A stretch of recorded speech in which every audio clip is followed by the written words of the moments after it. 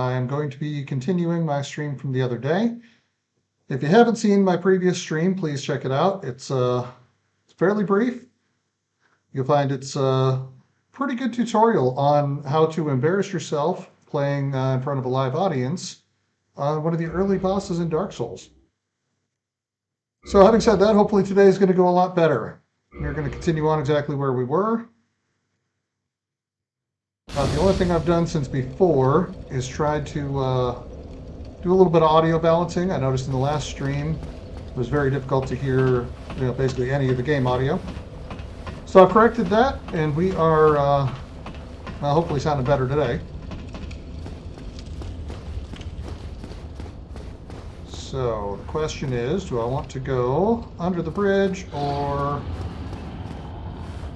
Let's try to do the quick way here.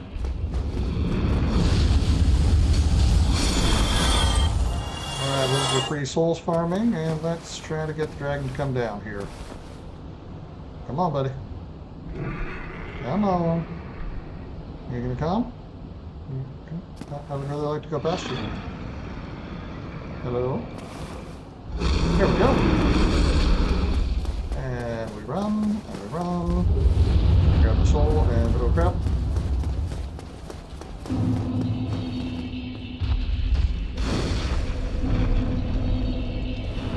And we sit before he gets us. With that, I believe I have another couple of levels, thanks to Mr. Dragon taking out that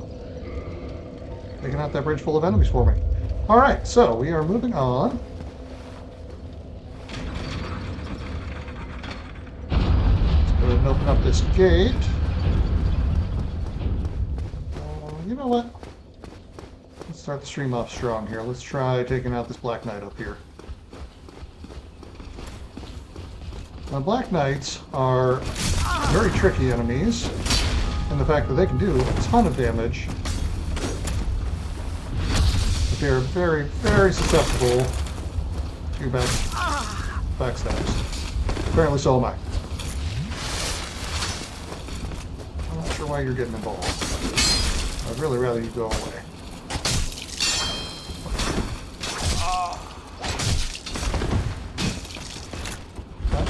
Alright.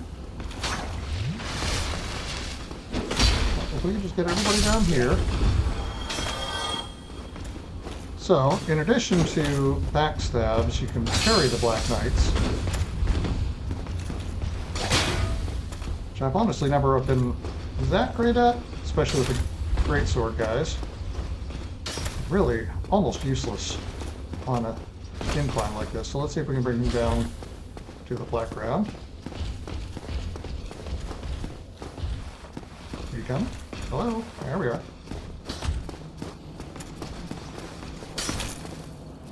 Alright, so the key with the parries in this game is you have to time just right to where you knock their sword away, hopefully without getting hit yourself. And I realize the irony that I am once again now on stairs. There we go, that solves that problem.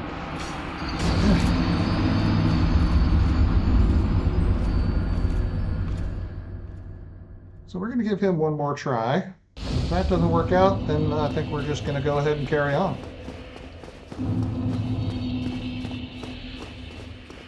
Hopefully we don't have that other random guy getting involved this time. Very nice to be able to just do a good one-on-one here. Of course, when I say good one-on-one, what I mean is hopefully I don't die right away. Aha! He did come up. Alright. Well, we're just going to leave them to it, and we are going to carry on with our mission. Which in this case is getting into the Undead Parish.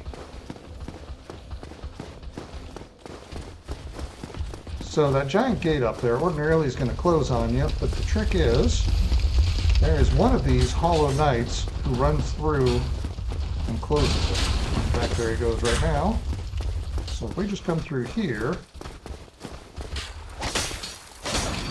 Oh, well, he gets iframed the same way I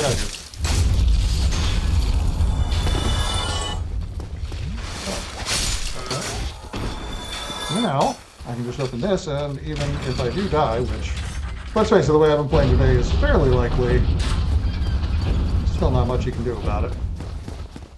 that guy does not actually respawn, so now that that's open, it is just going to stay open. There's a long way around, of course, if he does get to it first, which is, well, for the longest time, the only way I knew how to do it, so I'm very happy to have found a quick way around it. Excuse me.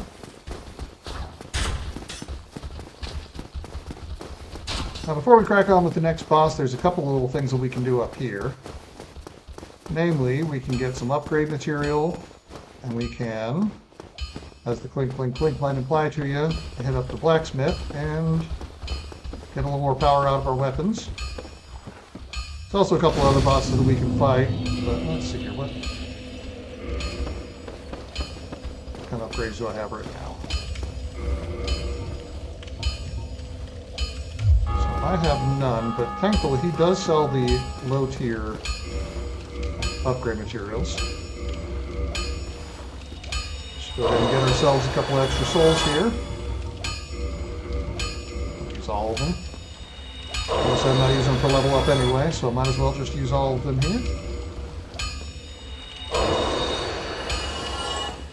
Well, Hello, Andre. So we need to purchase Titanite shards. Now let's go ahead and get 5 of them, and we need to reinforce Scimitar. And I'm out of souls. get yourself killed. Neither Yeah, I know. No one wants to see us go over. Alright, well we're going to go ahead and crack on for right now, because there is also a very important upgrade of material up here called the Firekeeper's Soul. It will increase the amount of health that we get every time we drink our healing potion here. Oh, look at you. You guys are quite industrious, following me all the way down there.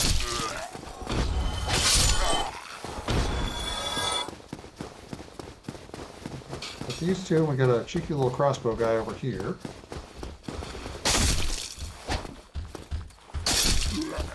Oh, hello, sir.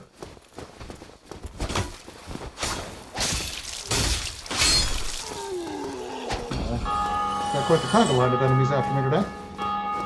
Alright, so up here we got this big guy. He actually guards the Firekeeper's Soul that I'm after. Could just run past him and grab it. So let's go ahead and kill him. Get some decent souls, and he also gives us some other Titanite that we're going to need to upgrade the Scimitar.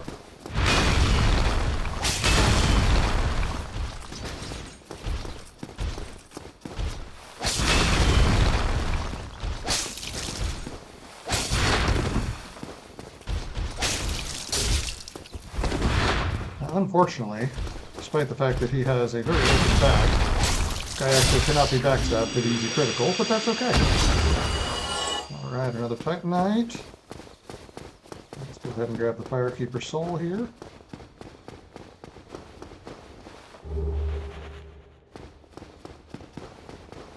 Let's go ahead and see how much we can upgrade our Scimitar now. Every upgrade gives us about 10 extra damage, give or take, and well, every little helps. 10 damage might not seem like a lot, but over the course of the game it definitely adds up.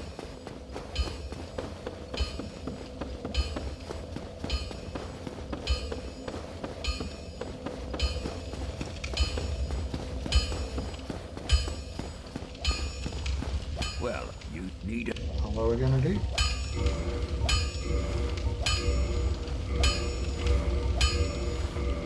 Alright, so I would need 3 more. Get yourself. At the moment, plus 5 is the maximum I can get, which is actually not too bad. I think I should be able to beat the gargoyles with plus 4. It's been quite a while since I've fought them, but certain things never seem to go away. Now, the gargoyles were actually the first real wall that I ran into in this game, and quit the game for quite a few months after I fought them the first time because they're a bit of a pain in the butt. I say they because there's 2 of them. You only start out fighting the one, but about halfway through a second one comes in. And the first time you play the game, you don't necessarily know that's coming. That can be, be a bit of a problem.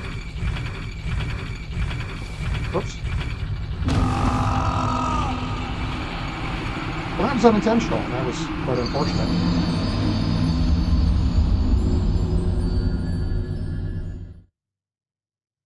Here's the thing is, no matter how many tough bosses are in this game, the #1 enemy that gets everybody is gravity. And that's just kind of the nature of this game.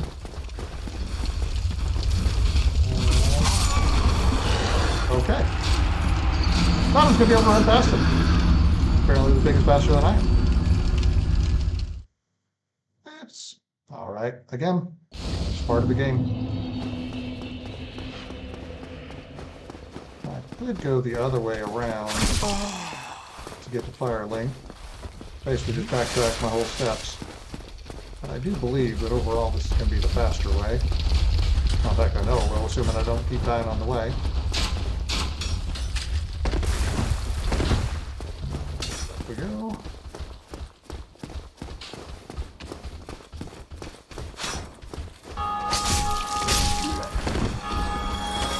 There you are.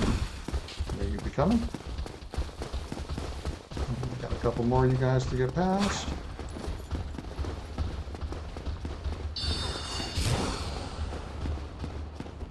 Channeler up there, he likes to throw magic at you.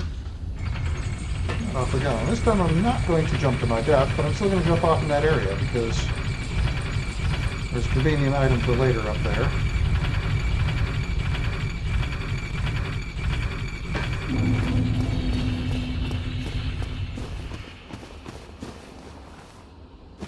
Now, I did not start playing this game until significantly after it came out. But, and I'll get to you here later, this is one of the most obscure pieces of video game I have ever seen. I'm not sure how the hell people figured it out the first time. So essentially I just got that key, which isn't too terribly out of the way. But the thing is, that key is for back in the original area. And of course I'll be going there before too terribly long here. The method to get there, the first people who figured it out must have just been messing around trying to see where they can get.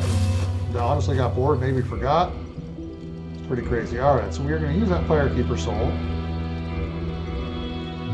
And you can see now we have Estus Flask +1, just a little bit of extra healing. It's just like the upgrades on the weapon, every little helps, even though it's not very significant at the moment.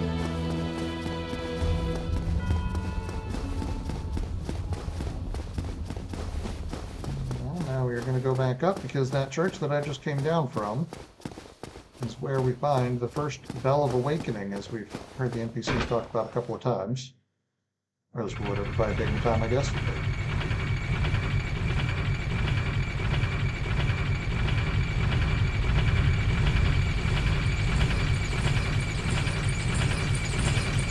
First, we just have to get past a whole mess of people.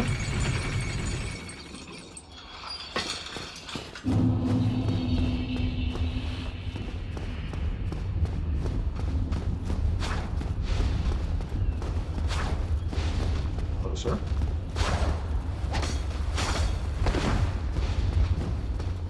He is a jumpy one today, isn't he?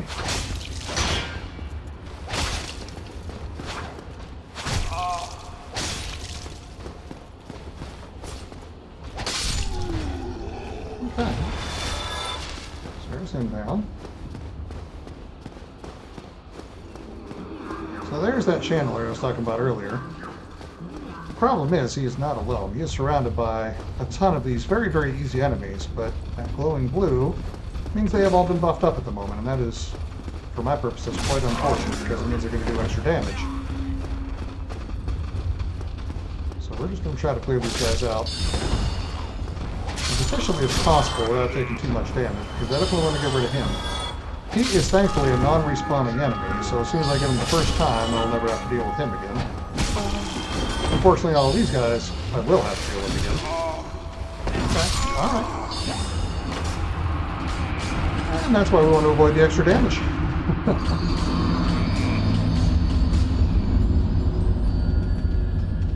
I said in the first one, I'm definitely going to reiterate it here. As much as I love this game, I am not exactly what one might call it good at it. I've beaten it many times over, but I would definitely say it's more due to just being persistent than actually being any good at it.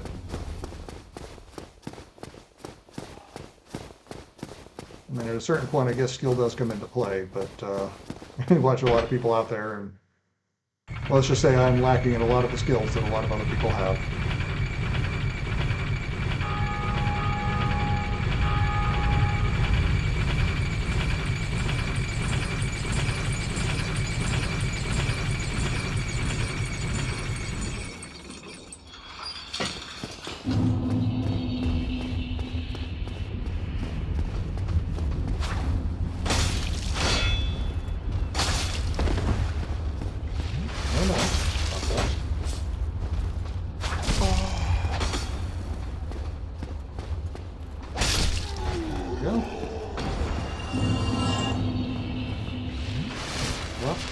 Sometimes they can drop some more of that upgrade material. He did not. It's unfortunate.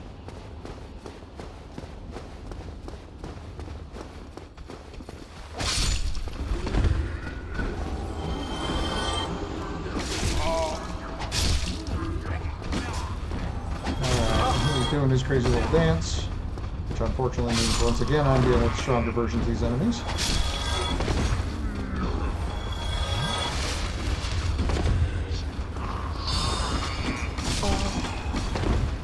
Again, none of them are very strong. It's just they get these silly combos that go on forever. The result of which, unfortunately, is, well, death if you get trapped in them.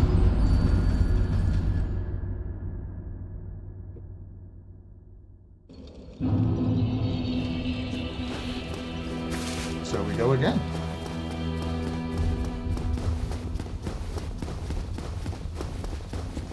It never ceases to amaze me watching people do challenge runs of this game where they intentionally tie one of their hands behind their back, so to speak.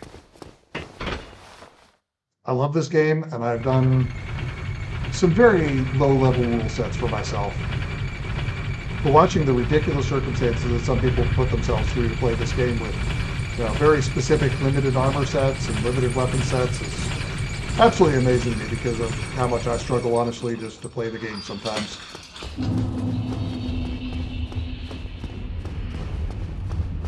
You again. See, that was that parry I was trying to get on the Black Knight earlier. You see, critical damage is just phenomenal if you can actually get it off.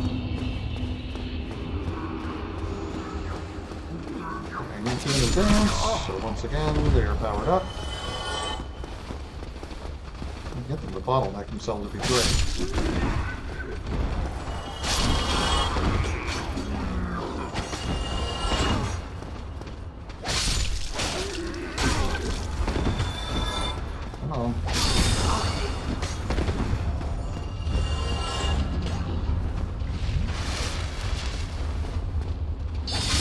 On the plus side, I have finally managed to almost kill him. If I can just get to him again, he's got about one hit left on him. Well, I'm not even going to mess around. I'm just going to go ahead and top off my health now. Because, boy, you just never know when someone's going to come off with a combo like that. Where you at? What are you doing? Oh, you're walking away. That's convenient. Alright, that was so much longer than it should have been. Well, at least I finally got it. And we're going to go ahead and loot goblin a little bit here.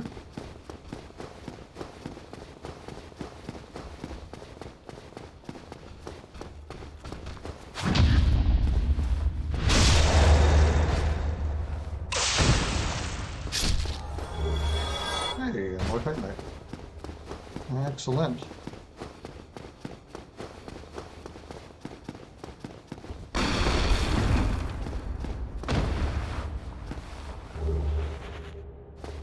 Humanity.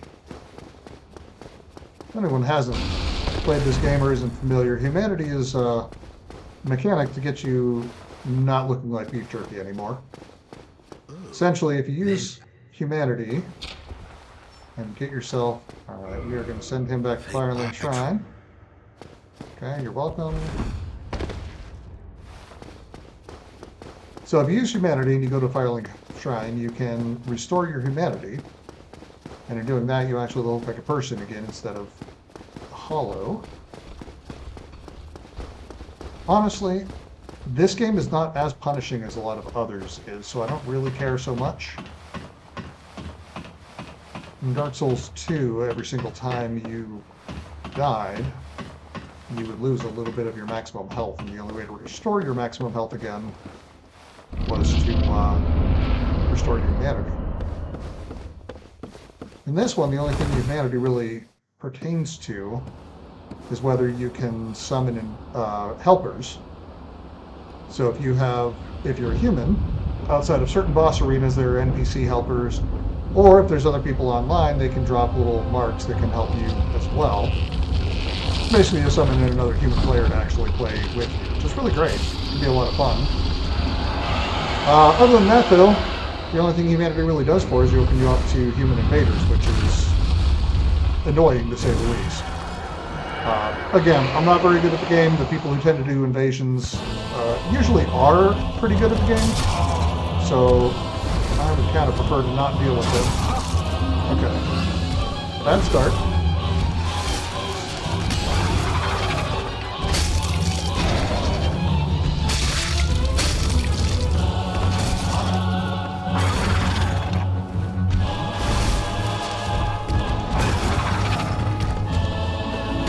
Another thing, for some reason, it's only in this one and not in any of the subsequent ones. It's quite a shame, really. Is tail cuts. If you can cut the tails off of certain enemies,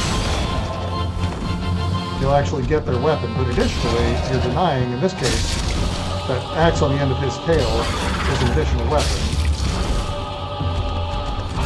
Alright. Now here is where, the first time you play through, you get a fun little surprise.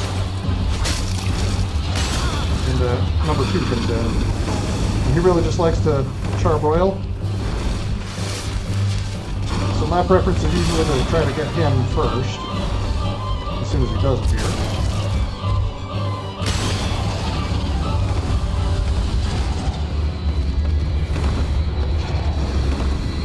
Just trying to get some room to heal here.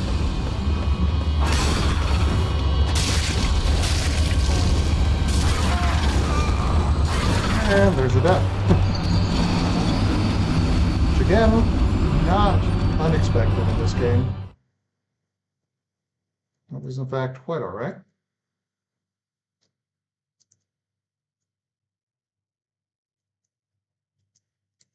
Sorry, just checking on some stuff here. Alright, and we are back at Firelink, of course. Now, that charcoal pine resin that I picked up earlier, I am going to go ahead and put that down on my hotbar, because these guys are weak against lightning. Or gold pine resin, sorry. So gold pine resin, charcoal pine resin makes your sword go on fire. This makes it go all crackly with electricity.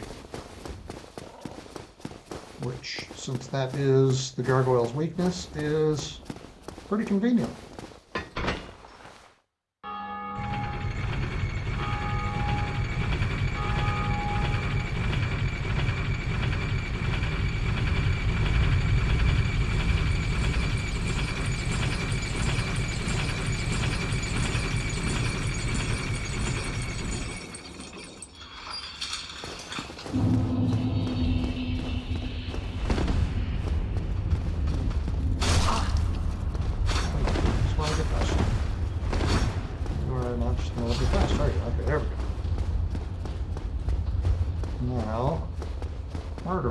Getting through this room unscathed.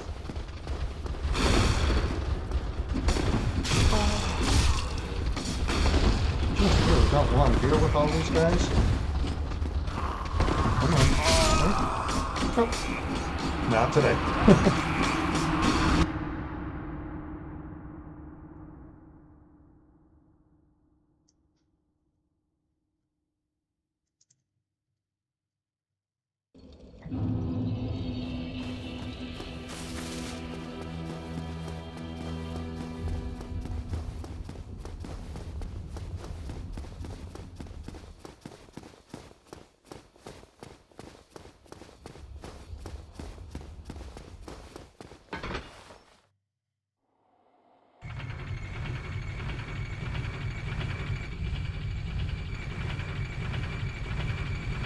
I really like this outfit.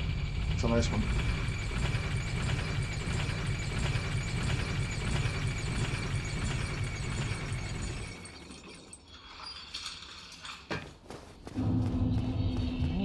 see if I can have more luck just getting to the boss again. That would be nice. That went better. And... Ow. There we go. So without the sword hits, that's exactly what that's supposed to look like. Unfortunately, again, not the best of this game.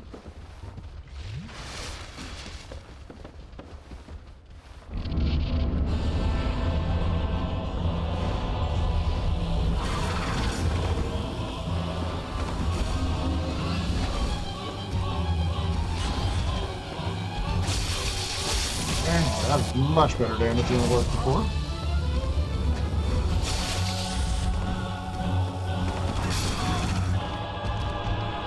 Unfortunately, his damage against me is just the same.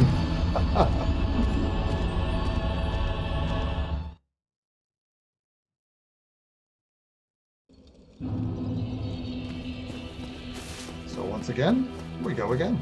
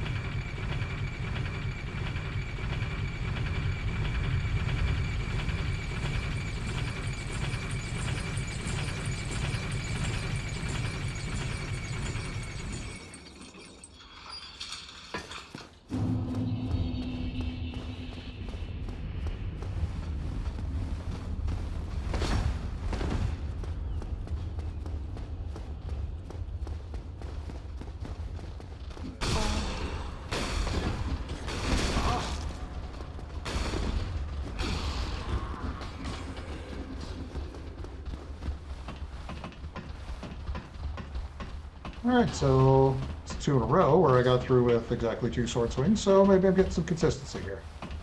Wouldn't that be nice? Alright, so we're going to heal. Electrify the sword. We're going to come in for round 3.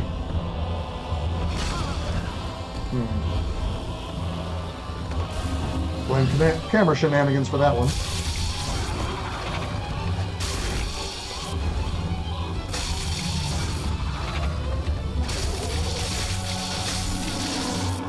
Alright, now, even better, let's get Flamey Breath here by himself. Now that's how that fight's supposed to look. Real quick and easy. Get some humanities. Now, come up to the surface here, and we should... Well, sometimes you get to hear the bell ringing from other players, which is kind of a neat thing because it draws you towards this particular goal.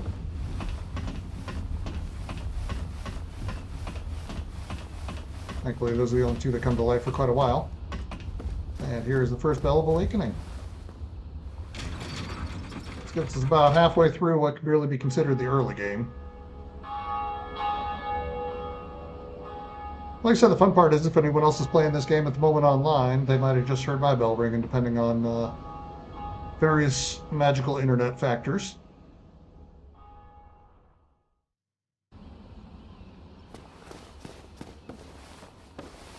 Alright. Back down we go.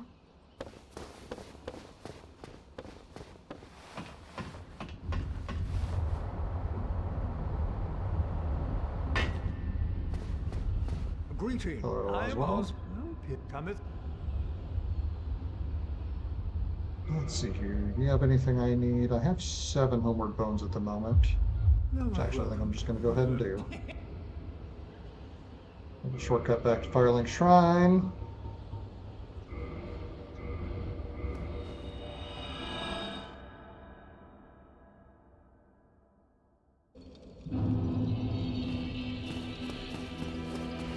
Now, if we come down here, we'll find our friend.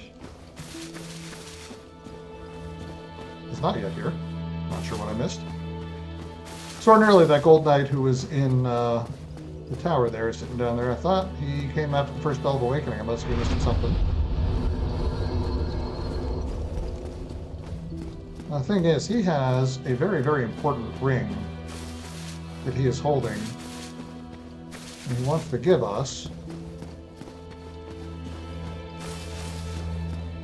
He is not available at the moment, so I'm going to go back to the start first. We're going to go back into the asylum. We're going to take care of a couple of little things there.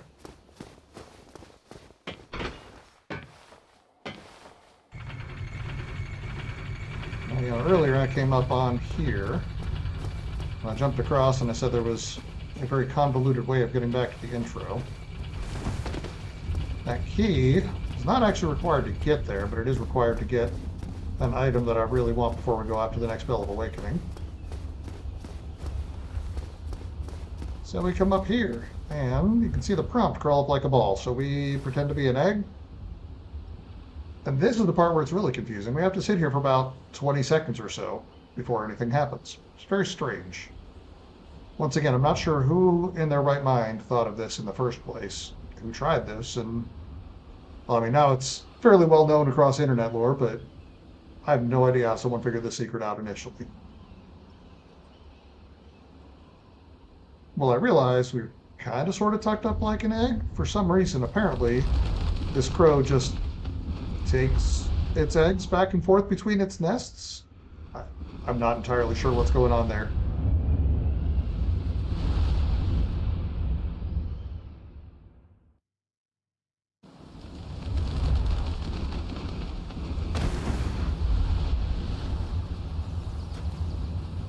And here we are, back at the Undead Asylum. This place has changed a little bit from when we first got here. For example, we got these guys who are surprisingly hard.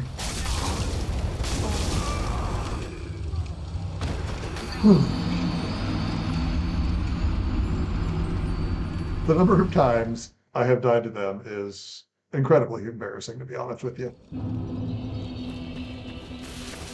But for some reason, swords do a bit of damage. Those torches are just, they'll just melt through your health bar.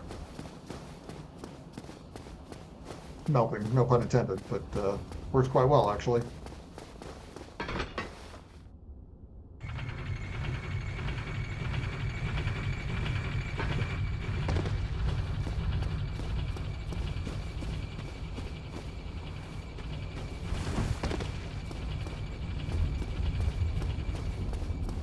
I guess the one concession that FromSoft made when they did this is once you've curled up like a ball and waited 20 seconds the first time, they don't make you wait again. It is pretty instantaneous. Let's skip the cutscene. We've already seen it.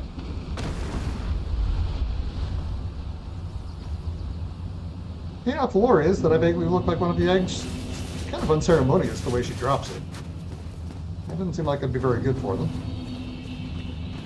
All right, you.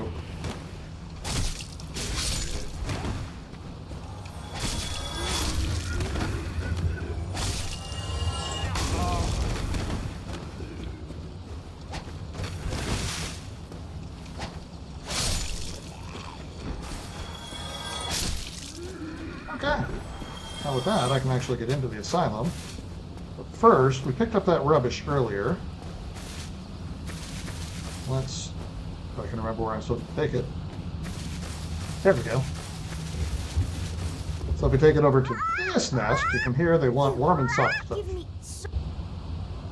And apparently, rubbish is warm and or soft. So we're going to drop that for them. Now we just got to quit out. Go back to the title, and when we reload, it will have dropped another Titanite chunk for me. Which unfortunately the chunks won't come into play for quite a while still, but it is very nice to get them because farming them late game is a little bit of a pain in the ass. You give me Give me. Yes, I know you want more warming off. I don't think I have any more warming off, but it's not exactly a blanket, but I guess rubbish is possibly warm and soft. I don't know. All right, so we are going to come over to here, and we're going to rest this bonfire because we're going to go fight another boss that I have historically had a lot of problems with, even though he should be very easy. He's basically just a reskin of the first boss. But for some reason, he just always gives me problems.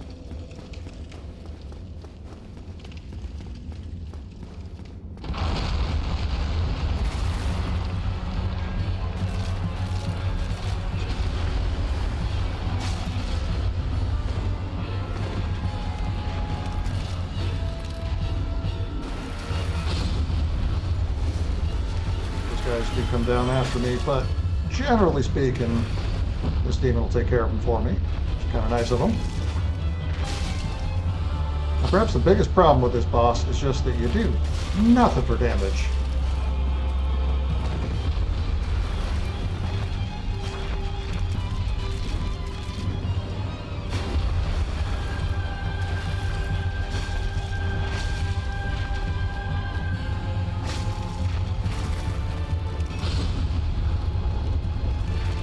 And unlike the first version, he has that magic attack that does significant damage if you get caught in the blast.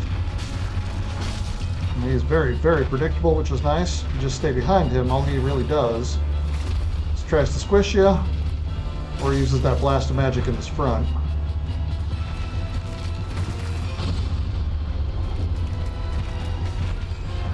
So really the hardest part about this boss is just being patient and not try to get more hits than you can in.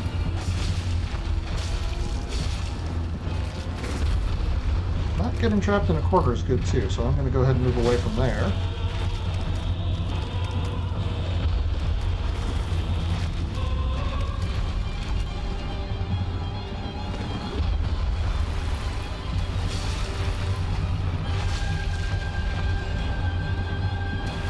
Now, one of the reasons I particularly like the Thief class is their swords have a bleed effect that every now and again will take off just massive amount of damage.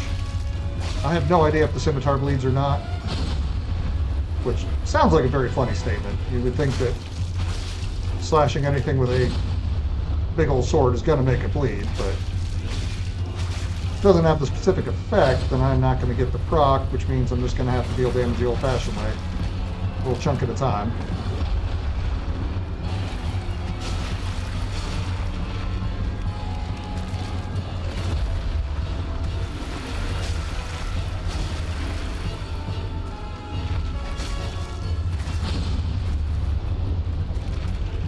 Almost let myself get smashed here. This boss doesn't have any kind of phase 2 or anything, which is kind of nice. Once you get used to this very, very basic moveset that he's got, it's pretty much already done. And don't get squished, don't get blowed up, and you're good.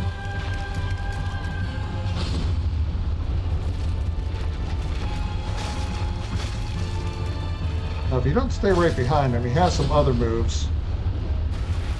He has just a giant area of effect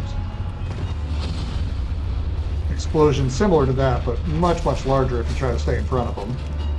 That's why I like to stay behind him, because you're much less likely to get exploded back there. Ooh, that is closer than I wanted to be. That's why I hate being cornered in this one. Oh, there's the big explosion. Okay.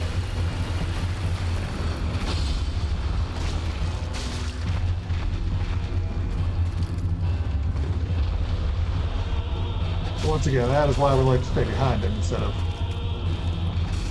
trying to make things work on the front. I mean, look at that big old movie. Who wouldn't want to spend 5 minutes looking at that, right?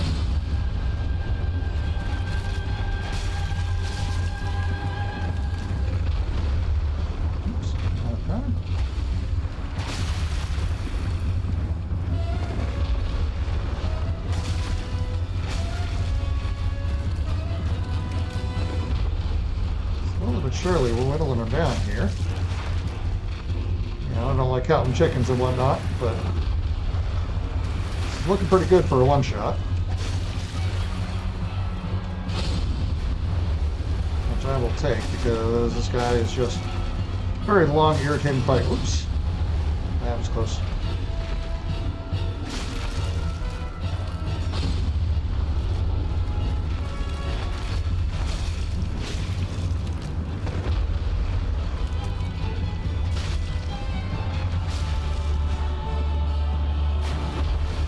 Very tempting to try to get in extra hits after you know you shouldn't.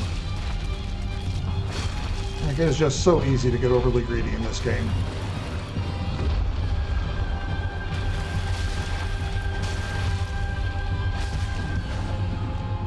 Ooh, right under. Oh, you know, there's only a hit or two left and you just go crazy. There we go. Hey, got him on the first shot.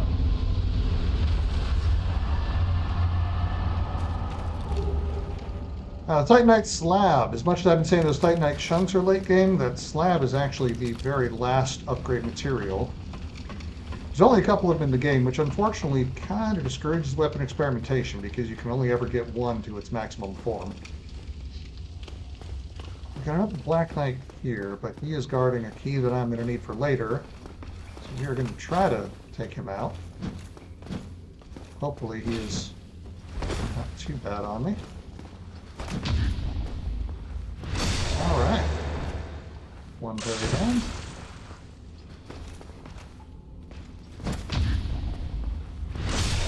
And their absolute weakness is pressing the left trigger. Pretty much their only weakness, but it's pretty significant. I'm not going to complain about it. If you all saw that enemy that I was parrying earlier, it took a single one to kill.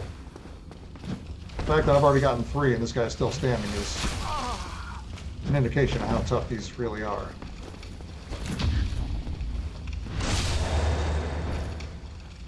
Or, well, I'm just going to go ahead and kill him that way. Pop up on health quick. That was actually where the entire game began. Woke up sitting in this corner right here. For some reason, what wasn't there before, but is there now, is a peculiar doll, which is going to get us into a kind of hidden area later on if I decide to go into there. Very pretty area, but once you're in it, you're actually locked in there until you find the way out. And nice part is the boss is actually optional, so it'll completely let you pass if you want. But like I said, you are locked in once you go there, so it's oftentimes better to just kind of take care of it all in one go anyway. Or skip it entirely, which, well, might wind up doing. We'll see how I feel later on, once we get to that point. And there's one more item that I wanted to get while we were here. It's not the squishing ball.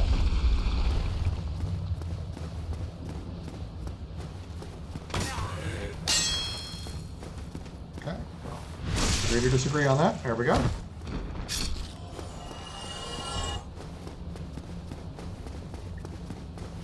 Now up here is where we dropped in earlier to fight the Asylum Demon, the first boss. That absolute joke. The thing is, now, if you go past there, there are a couple of slightly stronger enemies than these, but still very early game. But there was a door back there. I didn't bother with it earlier because I knew it was going to be locked. But that key that I got from the rooftop before I came will unlock that and give us a very handy ring that lets us walk through thicker water, or deeper water, I should say, in a way that you can't ordinarily do.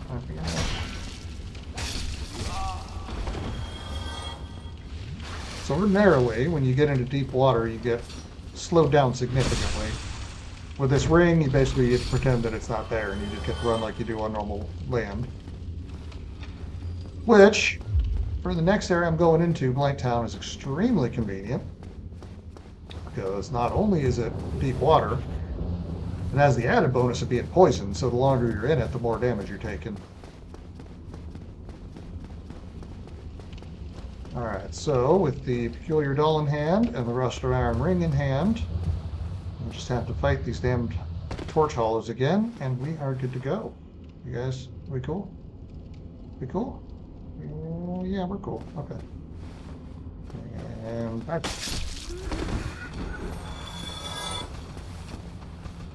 And done.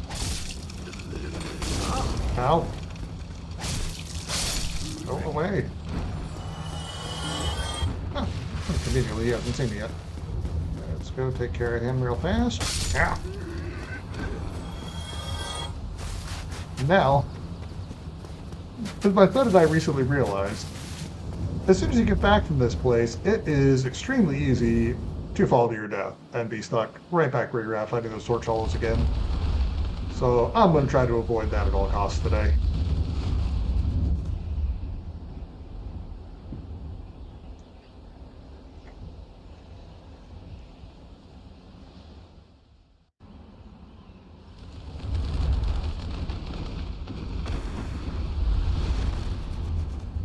So yeah, from up here, it turns out, if you just choose to walk forward or try to walk on that obvious ledge, it leads to a lethal fall. So we are not going to do that. We're going to be smart about it today. We're going to come down here and we're going to rest the fireling just to make sure I don't wind up in a bad place.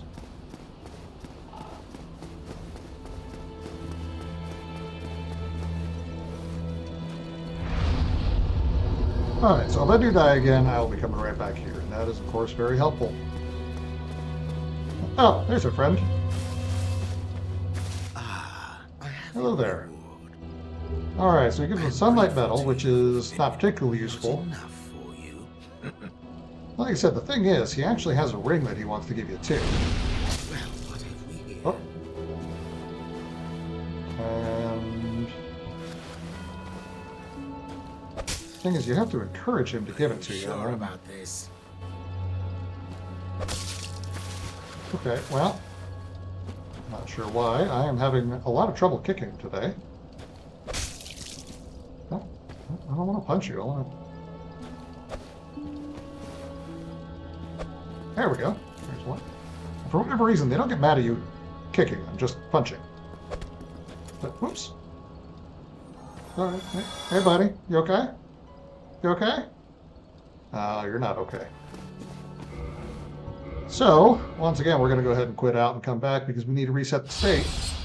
Because, like I said, he really wants us to give us that ring. It's one of my favorite rings in the game. I think it's honestly one of most people's favorite rings in the game. Just really nicely boosts your stats. There he is. Okay. Got some humanity and the ring of favor and protection. So this ring gives you more health, more stamina, reduces the amount of weight that you're carrying, but it is a one-time. As soon as you put it on, if you ever take it off, it's gone for the rest of the run. Nice part is you can see that's a pretty good chunk of health that it gave me. Nice part is I cannot really see any major areas where I'm not going to want to just have that sitting on me permanently. Other rings can come and go, but that one is going to stay.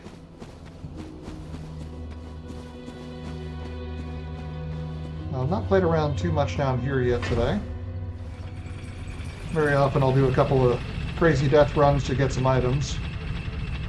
I did not bother with it this time, but I think I'll grab a couple of them right now anyway. Just in case. I'm going to go ahead and send that back up so I don't have to wait for it to come up every time. Because if I do die, which is extremely likely, then it'll make life a lot easier to have it available. Now, first thing we're doing here is we are going to get another of those Firekeeper souls. I very often die grabbing these. Well, this particular one, I should say. Every now and again I can make it back out, and that's a special day when I can.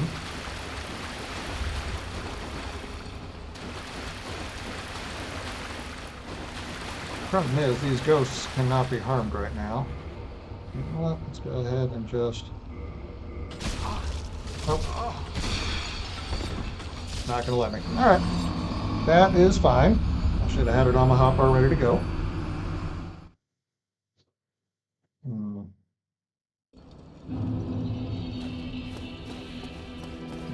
Good. You know what? We're going to change. We're not going to go down into Light Town just yet. First, we're going to go back towards that dragon. We're going to go underneath him. Let me try to figure out how I want to do this. I think the easiest way is going to be go this way, to be honest with you. If we can get down below where that dragon is and fight what is, in my opinion, probably the worst boss in the game, then it opens up the depths, and in the depths we can get the mid upgrade material, which is very handy. Right now we can only get our weapon up to level 5. That'll let us get up to level 10. Okay. That was completely unintentional, but it worked, strangely. Alright.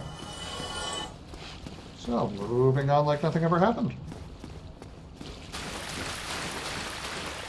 Mr. Rat, are you going to give me any human? No. Mr. Rat, just give me humanity, please. Oh, okay. Bit of a rare drop, but sometimes they will give you humanities, which is very nice, because there's a huge shortcut later on if you get enough of them. I don't know if I'm even going to bother with that, or if I'm going to go for an all bosses run anyway, but it can be very, very convenient to have the rats drop them for you. But that shortcut later on is the very reason I don't tend to bother too much with humanities.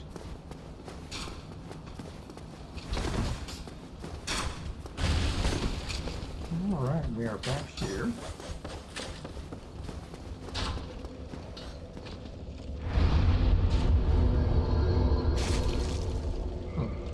Do I have any more souls? I would really like to get a bow and some arrows, because if I do that, if I get the bow and arrows, then I can actually get the final upgrade relatively early by being a sneaky asshole and killing an NPC. But I don't think go so far as to say it's quite worth it. Hello, sir. I'm becoming increasingly convinced that I cannot actually kick with the scimitar. It seems like that little flippy move is what I get instead of a kick. That's alright. Hello, you. It's very surprising. Well done. Very well hidden. I didn't see that coming. Okay, hello, sir. You seem to have... Then you want to trade for some... I want to purchase your short bow. And let's just go with the whole bunch of arrows.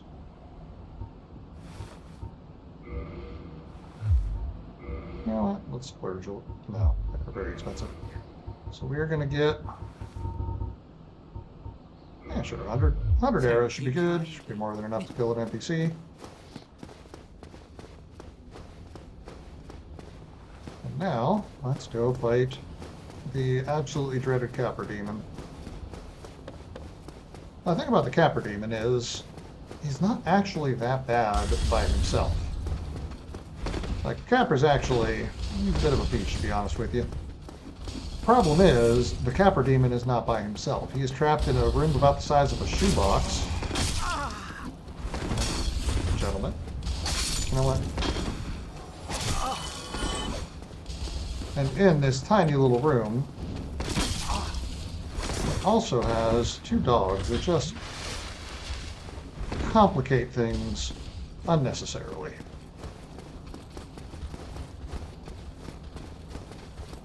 Thank you for stepping aside. That was very kind of you. Of course, if anyone watched my first stream, you'll know that this This part you've seen quite a bit. Thankfully, this time I don't have to fight that boss because he is already dead. But this is a quick and easy way to get back to the door down to Lower Undead Berg, wherein lies the Copper Demon.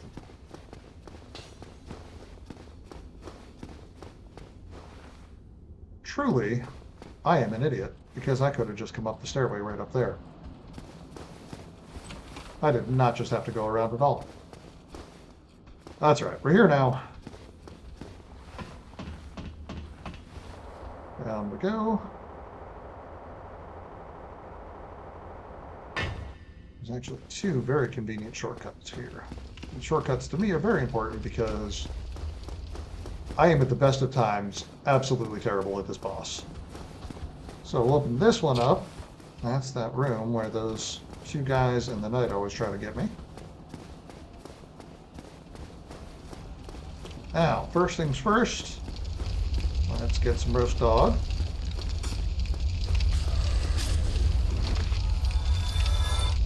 There's one. There's the other dog. I'd really appreciate it if you would go ahead and unalive yourself. Thank you. There we go. All right, there's all of the dogs. Now, we got some hidden baddies in here that are very annoying. If I can get them before they come out, that'd be lovely.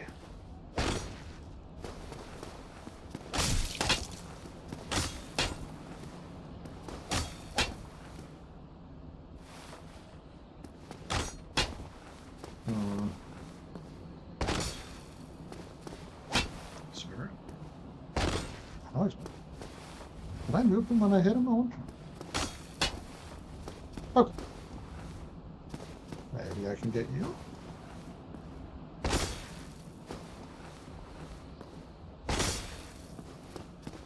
You know what? I only have so much failure in me for one day, so let's just run past and see what happens.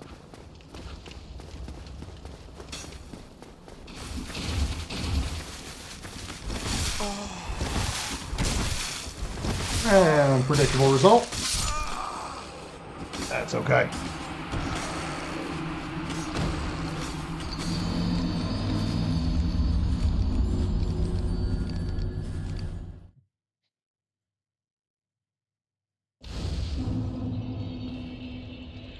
So now, because I got that one shortcut, getting down to where I just was is actually very simple. Just have to run through this room. You got an arrow in the back and people attacking me, like you do. And I am right back here, ready to roast the dogs again. And anyone else who chooses to default.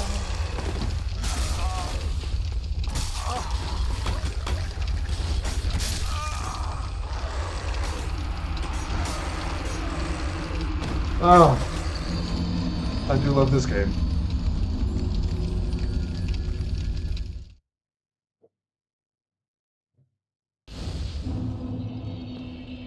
Yes, I'm talking about dogs. I'm not talking about you. My dog decided to just make sure he's known, like I'd forgotten about him or something.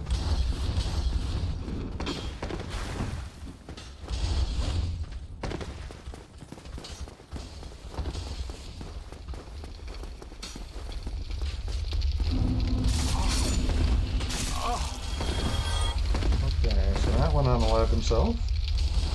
Hey, buddy. Okay, there's you. Hey, why don't you come on down here? Just come say that to my face. Can't get me from there. You gotta come down.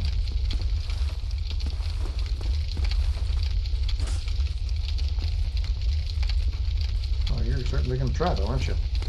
Where'd you go? Did you?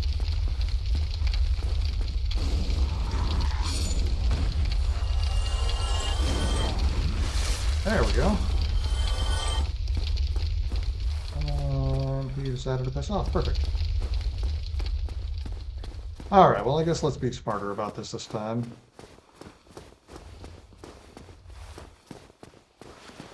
Actually try fighting our way through.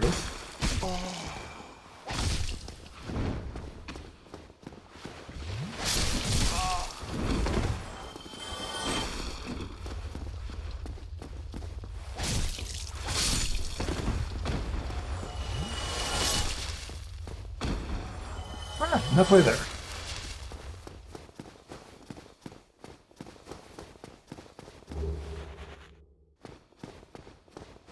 It's one of the lesser weapons in the game, shall we say. I've seen it put to good use, but I have never been able to appreciate that one my own self. Alright, so I can sometimes get this dog to separate himself. There he comes. Now, we got these guys. And the dog. If I get the dog to come, I wouldn't even care about these guys so much. There we go. This might be stupid, but this is, I believe, a soul. Alright, goodbye. Ow. Nope.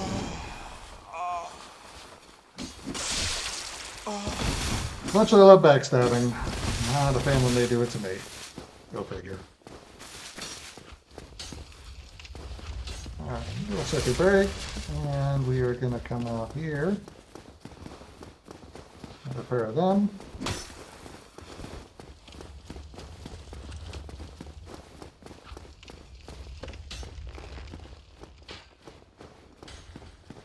And this right here is one of the most convenient shortcuts if you, like me, tend to die a whole hell of a lot to the Capra Demon.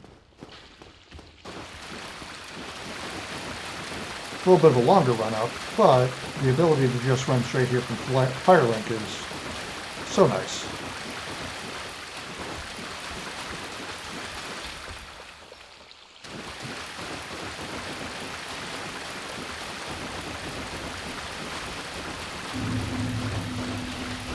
Give me humanity. Or disappear into the nether. Okay. I guess you can do that too. Hello?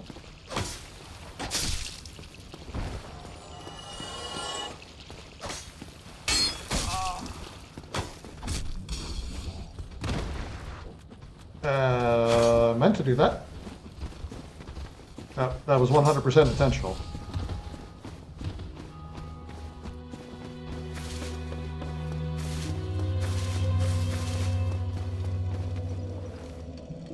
There we go. All right. Let that conga line disappear. We have reset our position. We are ready to go back to Firelink once again, or Lower Undead Berg once again. There to fight the Capra Demon.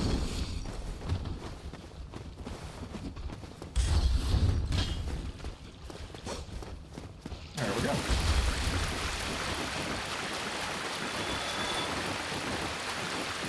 I'm actually quite happy with how that run back went.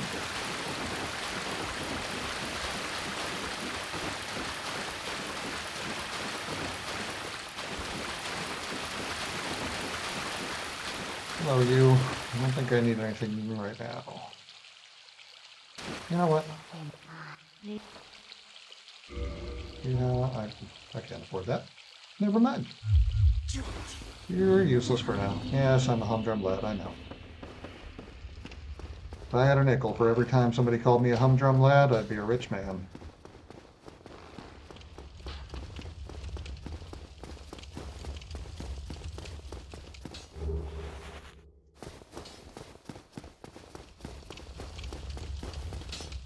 Alright. Oh! Well, usually he is marginally less attentive than that.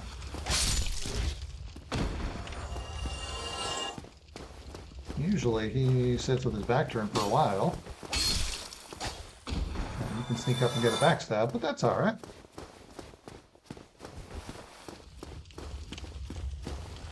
Now those two and these doggies. And we are good to fight the Capra Demon. It's just his corpse flying around. A little worried there was another one that I had somehow not accounted for.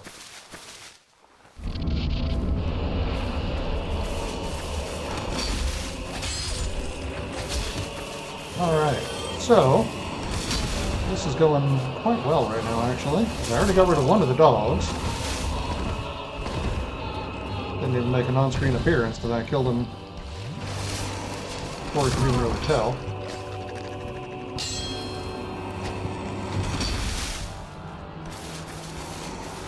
Okay, problem.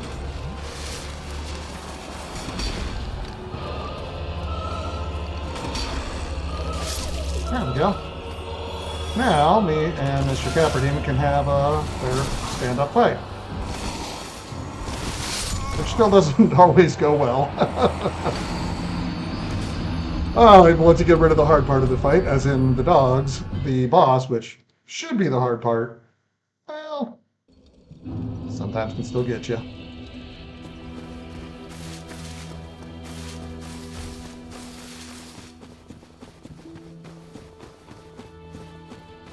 If we can get that same kind of lucky start, though, I will be in really good shape. Because when I say I hate the Capper Demon, it's not actually the boss itself that I have a problem with.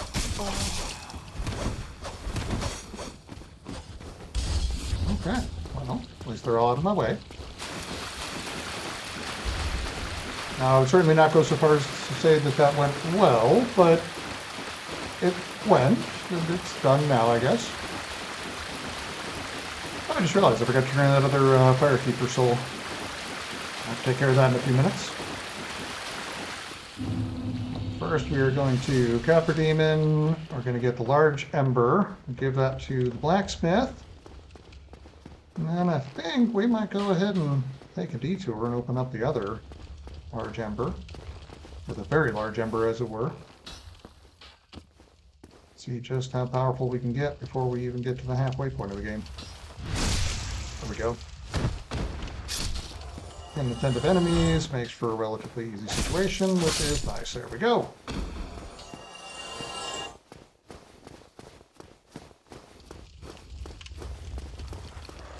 Once again, we got the doggies.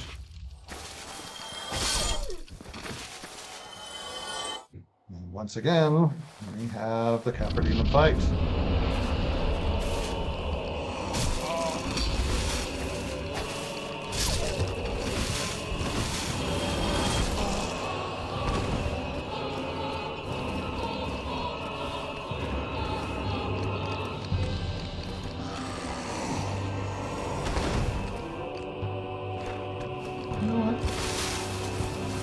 Down here and get the doggy this way. There we go. And we'll come up here and heal. Oh, you know, don't mind if I do. On my soul being right here.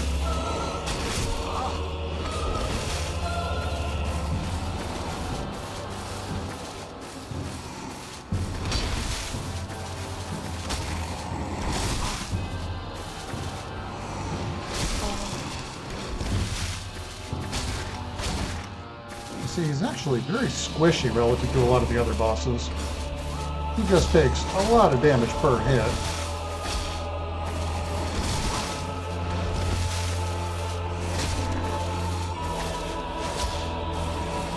Greed! Aha, I got him. And just like that, we are done with the Capper Demon much faster than I'm used to finishing him off. So that makes me pretty darn happy.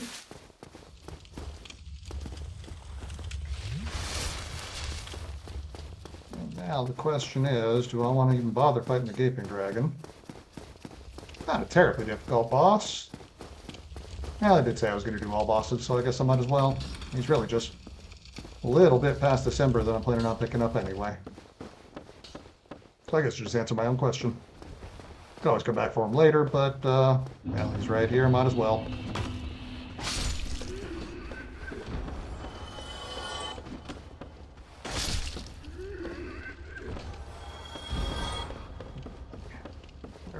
For now.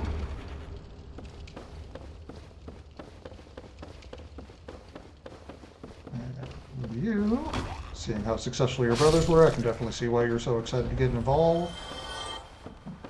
Let's see if we can jump over the railing. Hey, first try.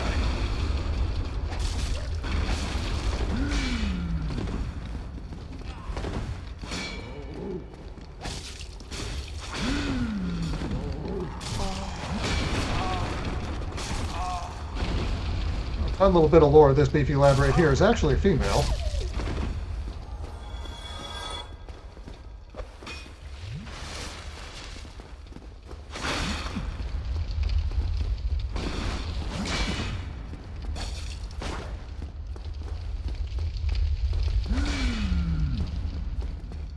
Yeah, I think I found her. Excellent.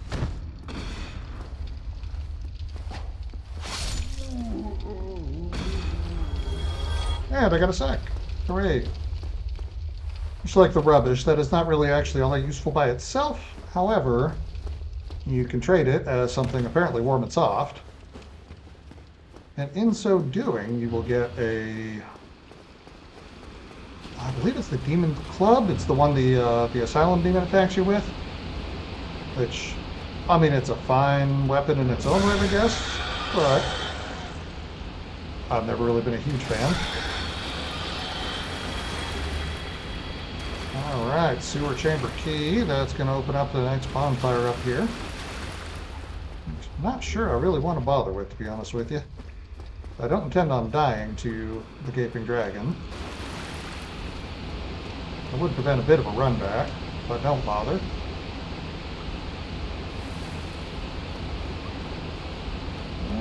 Let's... let's see how I feel after I get the Channeler. So there's another Channeler up here, and he has the added benefit, whereas the last one made the run up to the gargoyles difficult. Instead, this one will actually stand up top and shoot down at the dragon, or rather at you while you're fighting the dragon. So that makes it a lot harder. But if you remember how the Channeler would buff those random guys and make them super hard, well, that is the same thing that the Channeler will do to the dragon. And to be honest with you, I don't need him to be much more difficult than he already is, because again, I'm not great at this game. I enjoy the game, I love the game, I'm not great at the game. Oh, Mr. Rat, you want to come get me? Hey. Come here, come here. Oh.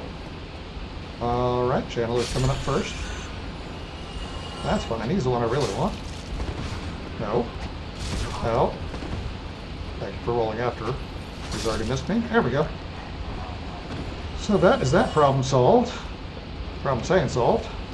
Because he doesn't come back just like the other one. And they will become a normal respawning enemy later on. But thankfully they're not a common enemy. You only see them once or twice. Surprise! It has been a very long time since I played this game the first time. I imagine those guys jumping out at you is probably just absolutely terrifying the first time you ever saw it. If you weren't expecting it beforehand, that must have been interesting to say the least. Alright, so Channeler dead. I'm still at full health. We got 4 Estuses. I think we're going to go ahead and make a run for the boss. Again, if I don't have to hit this bonfire, I'd really kind of rather not. Just because that way I can... Oops. This way. If I hit this bonfire, then afterwards, if I use a homeward bone, it takes me to this bonfire. On the other hand, if I don't use this bonfire, then when I kill the Gaping Dragon, I can just teleport back to Firelink, which is a much more convenient place. So I think I'm going to try that. Now the downside, of course, is if I don't manage to kill the Gaping Dragon, I will have to run all the way back down from Firelink. So, decisions. I think I'm comfortable enough with this decision.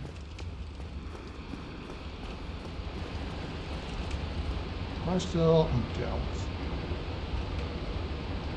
This boss does have a fairly high health pool, so I'm going to go ahead and have the gold pine resin on again, so I can use it if I need to.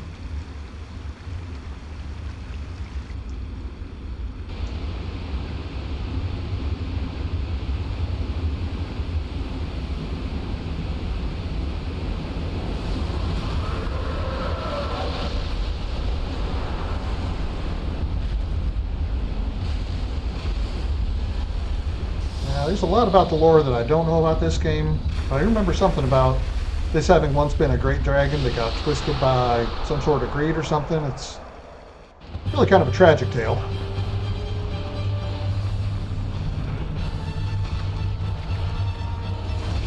Well, come on. Put your snout on the ground. Let me put the snoot.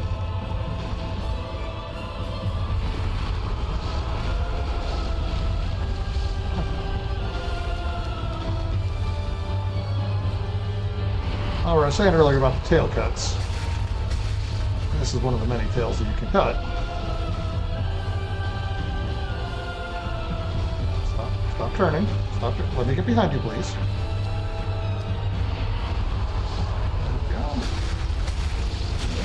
There we go. Man, it's like the other one. Not only do I have this weapon, which is great, but he no longer has a tail whip, so I've basically taken away one of his weapons. I guess he can still hit me with the stub, though. I'm not hating this damage even without, but let's go ahead and... Wow, that was an absolute waste of my puff. That's great.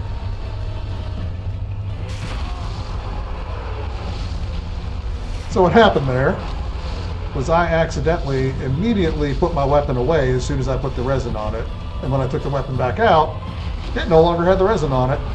So I guess I'm doing this without a buff, and I'm just going to smack his legs a bit here. Oops. Now, if I can get him to try to bite me, I know there's a way to bait that attack. But if he tries to bite me, he puts his whole head on the ground, which conveniently puts his snout down on the ground as well, and I can get a couple of good hits on it.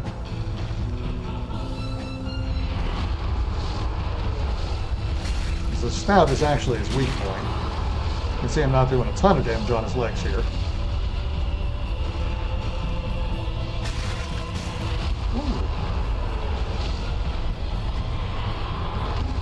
Also need to be careful because if he decides to start running at me, his whole body becomes one giant hitbox. So just even being caught by his legs is actually enough to do massive damage.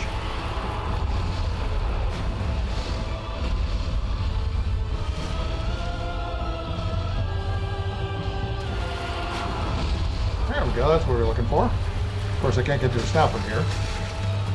That's alright, I can still always get a couple hits in. There we go, that's the one.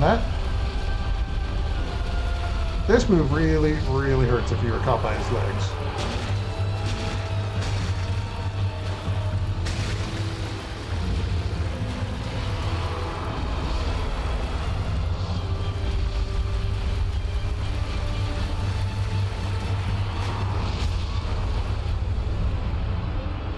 And that is enough to get me, unfortunately.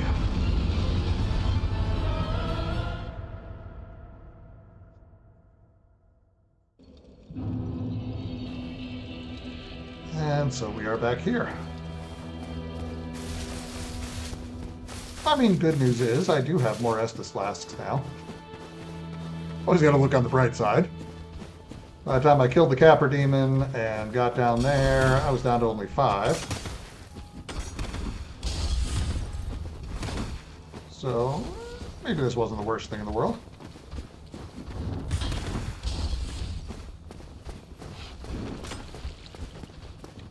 I just noticed, I had my shield out the entire time, didn't I?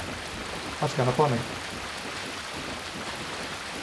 So, double handing does about 1.5 times the strength scaling, which means you get a pretty significant amount of extra damage in if you're two-handing a weapon. Which unfortunately I didn't even realize I wasn't. I guess I should probably start paying more attention. Again, I'm not entirely displeased with the amount of damage that I was doing to him. Because he does have a fairly high health pool, and I'm still dealing with a fairly low-level weapon. There's a reason a lot of people on an all-boss speedrun tend to come to this guy later.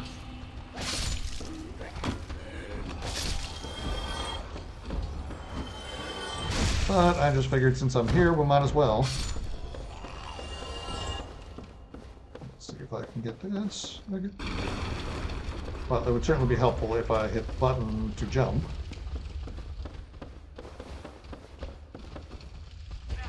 There we go. Thanks to the butcher being non-respawning. The giant rat not respawning. This is actually a relatively free run back from here. I don't want to play down there because there are some nasty enemies back that way.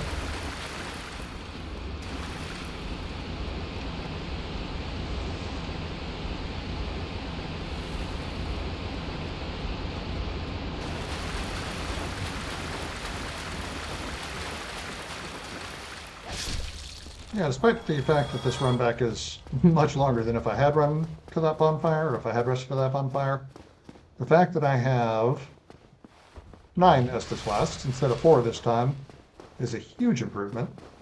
And let's go ahead and be smart and double hand my weapon now so I don't forget. I did have about 16,000 souls, give or take, so we're going to go ahead and try to get those again, if I can find them. There they are. Oh, well, you put your snout out right into the bat. Yeah, see, that's some good damage compared to what I was doing before. You do your little tantrum run, and that's fine, because I want to come get these. Oh, somebody's tail is back. Let's see if we can't fix that for you.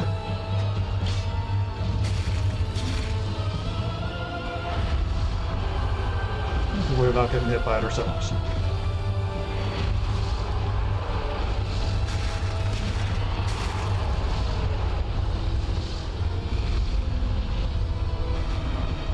Alright, buddy, what are we doing? Oh, you're gonna give me that snout again? What a gift, thank you.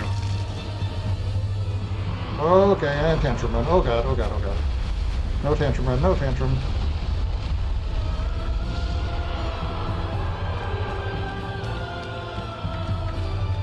Now what are we doing? You know me? Hey, you got the tail again. Sadly, getting the tail again is not the same thing as getting the weapon again. But there's really no way to sell weapons that I know of in this game. It's not that I can recall at the moment. So getting a second copy of a weapon I'm not going to be using anyway is probably not really all that worth it. What are we doing? What are we doing? Just standing here? I don't mind standing here. No. We're jumping. There we go. You gonna try to shot me? Oh, we are gonna. Oh, that snout again. Thank you very much. I'm sure there's a way to bait out that attack. Can't say I've ever spent enough time on this boss to figure it out. But you know what? I'm not going to look at Gift Dragon in his gaping mouth.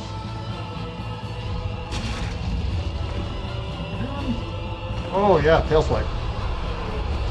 Good. And there is the gaping dragon. Go ahead and homeward bone. Oh, he gave me a homeward bone anyway. Now the Blighttown key sounds like a very important item since I have said that we are going to Blighttown next. But if you remember at the very beginning, I got the master key, which is very helpful because I can take the back way in. That is so much safer. All right, we are going to go ahead up to 40 dexterity. And that's it for now. I'm going to go make a trip to Andre. I'm going to give him this ember. We're going to get our sword upgraded. I think I'm also going to get the item from him that lets me upgrade his sword later on, or the sword by myself later on. Because after we defeat boss down in Blighttown and Quelaag, I'll be able to buy the upgrade materials for level 2, which, well, it'd be nice to not have to hang on to those if I could just take care of it myself.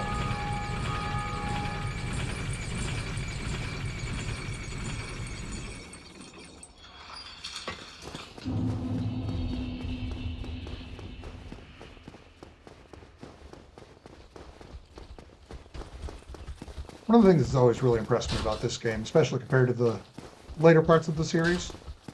Now, Dark Souls 3, I think I actually prefer as a game to this one, but I love how interconnected this world is, and I'm certainly not a unique opinion to say so, but I absolutely love the way every part of this game just seems to bend back in on itself. so that you can get basically from anywhere to anywhere in a heartbeat. It's just brilliant level design. I absolutely adore it. Hello there. It is a fine ember, isn't it? Yes, I will absolutely give it to you. My, I can. Now, do we have enough Titanite? I need 2 more, but you sell them, which is helpful. So now we need to reinforce up to level 5. Okay, we need to modify it to get to level 6. That was the only large Titanite I have right now. Don't get yourself killed. I won't, but thanks for the warning.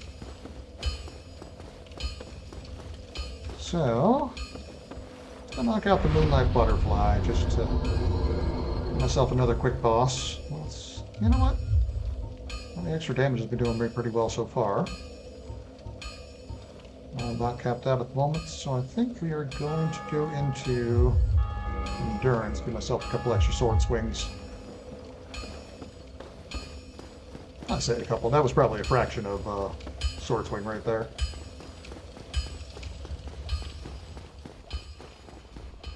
You, sir. I'm aware of the fact that these guys are technically very, very easy, but for some reason I struggle with them. He's worth about 2,000 souls, which kind of feels worth it. I have no idea why I have such trouble with these guys.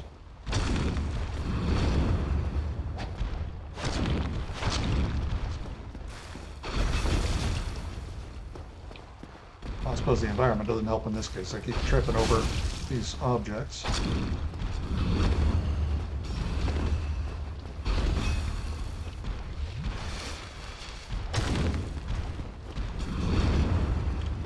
And once again, really might as well just two-hand on this one. I'm not blocking anyway. Oh, I just keep running right into his swings. Every time I try to dodge out of the way, I'm just dodging right into it instead.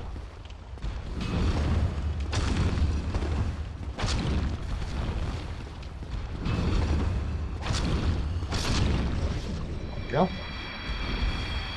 That wasn't too bad. Unfortunately, for the way I tend to play, that Demon Titanite ain't going to do me any good. But that is another type of upgrade material, specifically for boss weapons, which in this game really aren't worth it, in my opinion. They just tend to be a lot more trouble than they're really worth. Speaking of more trouble than it's worth, come down here. There's another Black Knight who drops, well, my favorite weapon in the game, if I can get him to drop it. But even if he doesn't drop that, he also guards one of the most useful shields in the game. Give me upgrade material. Damn it. I was hoping he was going to give me a Titanite chunk. That would have been nice, but Twinklings are still useful, especially if the Black Knight does actually drop his halberd here. Even though I am not speccing specifically for a halberd, if he does drop it, I'm going to go ahead and switch over because it is just insanely strong. It's a very good moveset.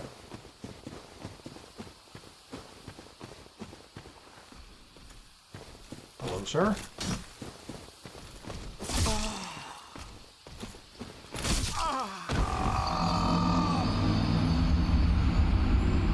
Well, I mean, technically he didn't kill me, gravity did, so, you know, still 0-0 on, between the two of us. For some reason, I am terrible at parrying him, though, so probably going to wind up racking up another victory or two over me. That's okay. Again, I'm not one to play this because I want to see how fast I get through it. I play the game because I love it.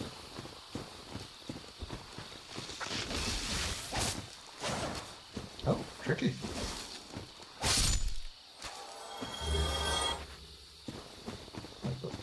That's all right.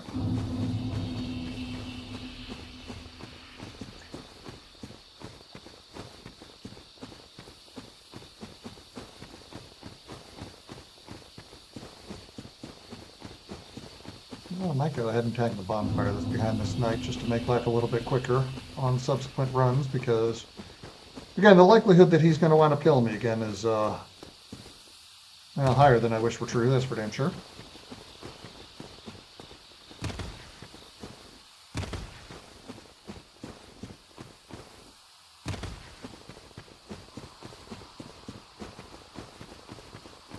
So, plan.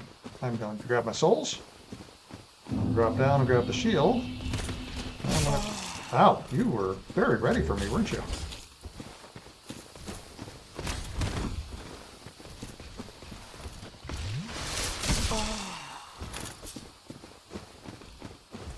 Okay, and run away. For some reason, he doesn't come in here, which is very helpful. Let's see here. Am I still going to be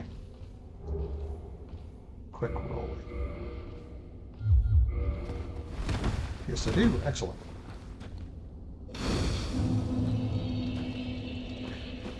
So the one thing that's to actually sit at this or done to me much good. Oh, and I have another level as well. Orders. There we go. I did say I was going to get the upgrade thing from Andre when I was there, and then I promptly did not. But that's okay. Yo, come here. I would like to parry you. Oh, no. I said I would like to parry you, not I would like to get hit in the face repeatedly.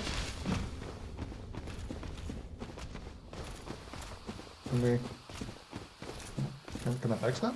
You're gonna let me backstab you.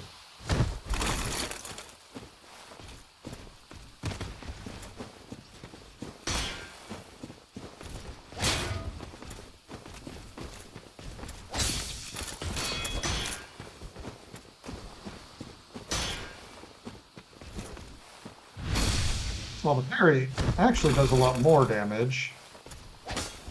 Whoa.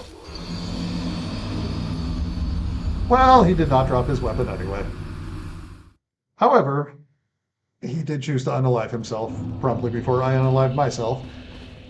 But you know what? In this case, tie goes to me because he doesn't come back. But I do. However, I do not get the souls for killing him. That's all right. Again, we'll just go ahead and move on like nothing ever happened.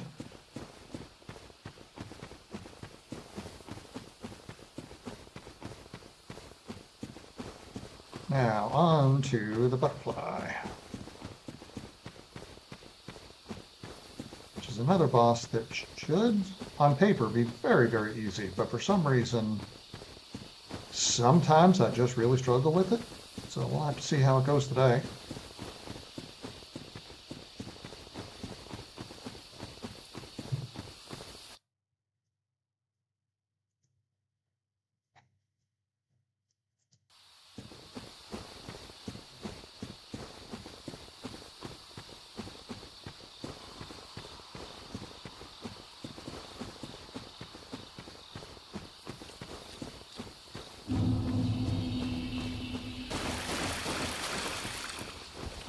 Couple little plant friends. Got a very tricky little plant friend coming up here. Once again, it's much more effective the first time you play the game when you're not expecting him.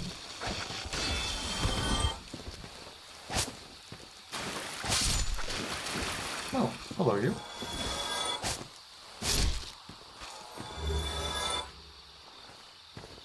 Red Nuts Bombs, which not the most useful. That's alright. I'm not going to complain anyway.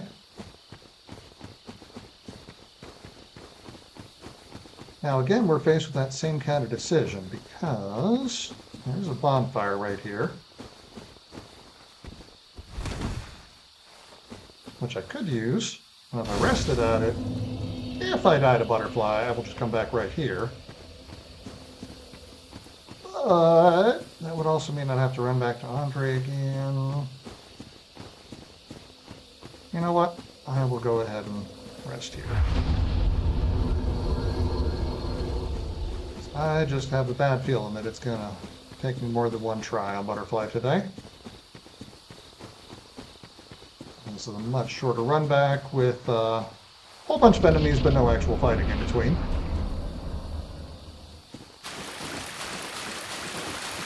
I mean, I could fight all of them, of course, but who wants to do that, right? Instead, we can just go right here and up the stairs, and we're good.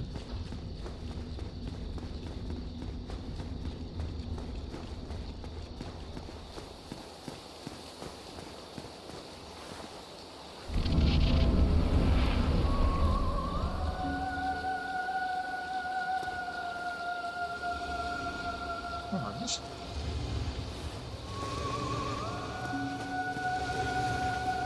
Well, it looks more like a moth than a butterfly to me, but I have always loved this boss from a aesthetic standpoint.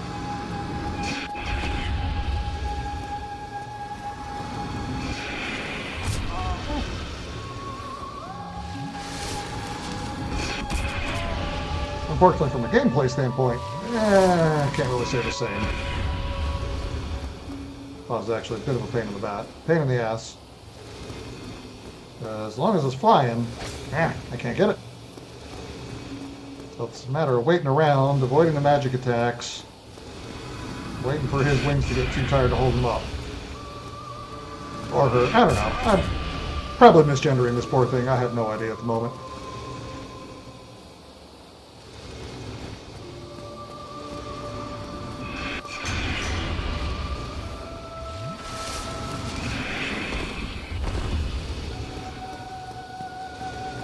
Come on, I know those wings are getting tired. You need to come down. Come get a little snack. Come get a little snack. There we go.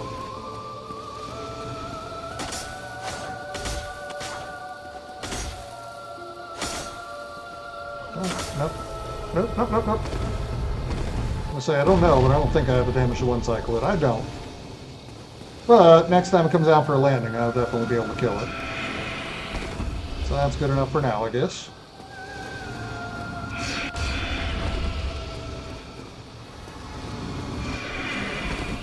Did as much as I could. I could use some of them fire bombs I had, and I could take it out real quick right now. I am not... Oh, okay. I'm not very good at mid-fight level. Yeah. There are some people who can menu like nobody's business. I sadly am not one of those people. Okay. I'm going to focus a little more on just staying alive right now.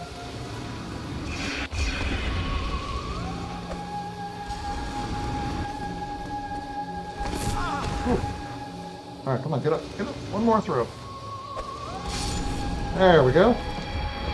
Totally worth it.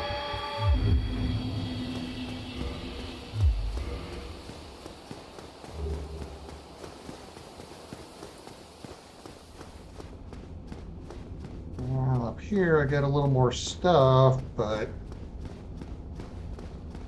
not really stuff I need. Not really stuff that's going to be useful for my run. I'm taking the time to do all bosses. I might as well go ahead and get the items that he guards, or she guards. Divine Ember, and there we go. Homeward Bone. That is probably the most useful thing up here for me.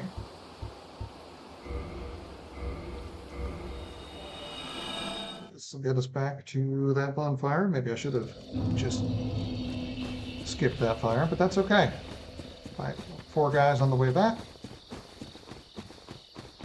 Well, I will use these souls to buy that upgrade box at Andre's.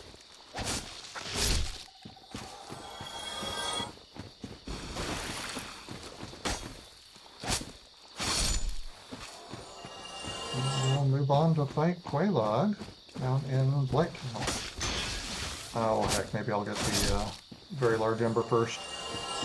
Just see how overpowered I can get before I go fight Ornstein and Smell.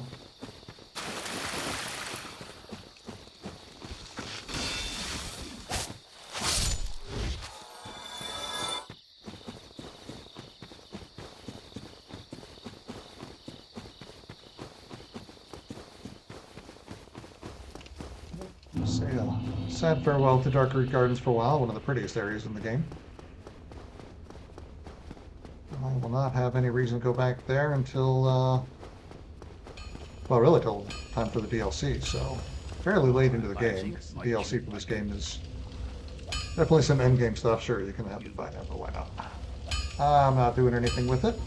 What I am going to do something with is the Weapon Smith Box. That's going to allow me to do my own upgrades. That's going to be very helpful.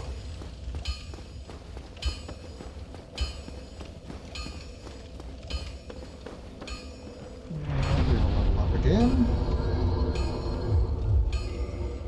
Sure, some more damage, why not? Well, before too terribly long, I should start looking at getting some help as well. Right now I am going a little bit of glass cannon. Get a lot of damage in, but I am not leaving myself in a very healthy position in the long term.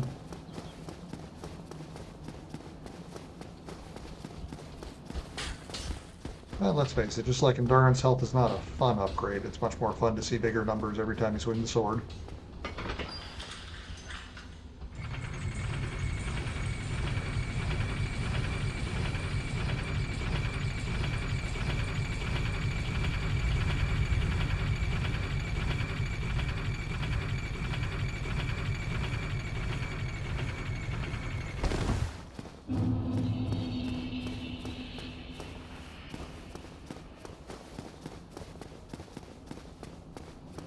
I was falling asleep at the wheel for a second there. Okay. Now, let's go down to Playtown. We'll get that ember in a few minutes, I think. Can't do much good at the moment anyway.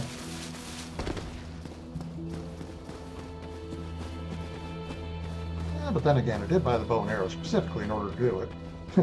Which I have subsequently found another one of, so that was a wasted purchase, but that's okay.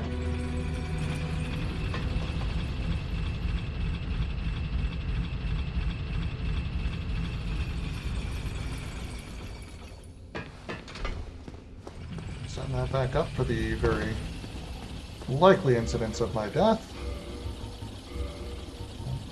Transient curse, because I do have to find my way through a couple of these guys. I said earlier well, you saw how fast they wrecked me earlier, but the thing is, they are actually invulnerable unless you use a special item or unless you give yourself a severe handicap.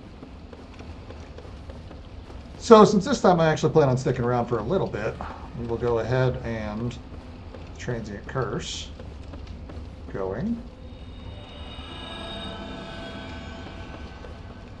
So you can find them. They're not terribly powerful. They don't even individually do that much damage. You know, the problem is transient curses being a consumable. I'll have to try to do my best to not die unless I get some more transient curses on the way, which thankfully these ghosts do actually drop.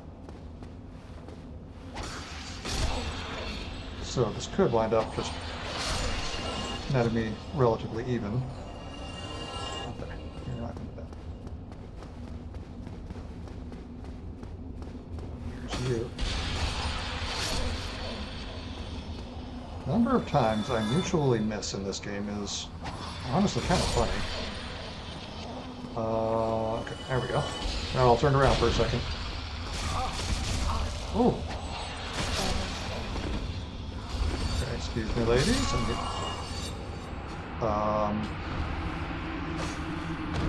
You? Okay. I don't know. Somebody got me with a long-term or long-range thing through the wall, I guess. I don't know. Back here. I really need to start remembering to set up bonfires when I'm in an area, because that did not do me much good.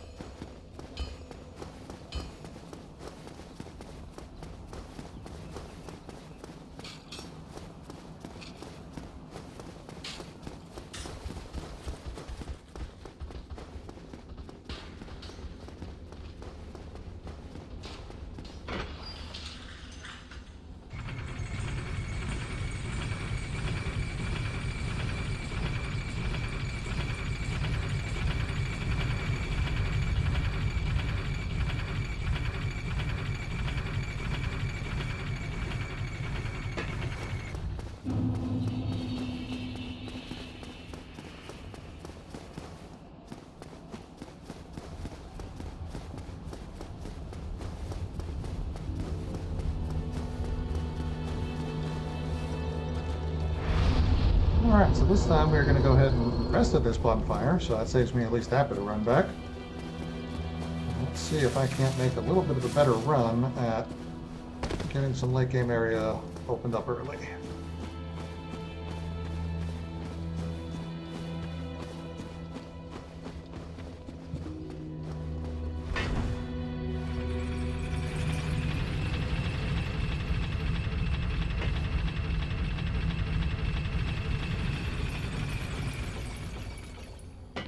Beautiful face. I got the sword on here, did I? Let's go ahead and grab that.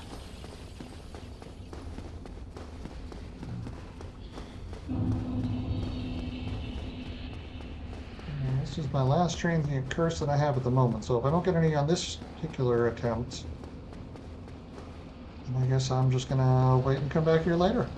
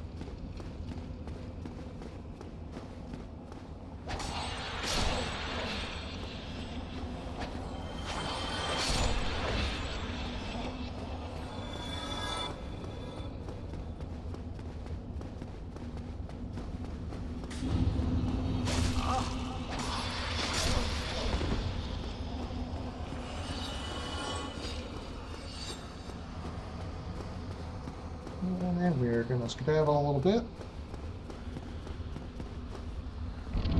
Now, once I'm out here and in position, I'm going to quit out just to reset all these ghosties back to their original positions, and that should make life a little bit easier on me.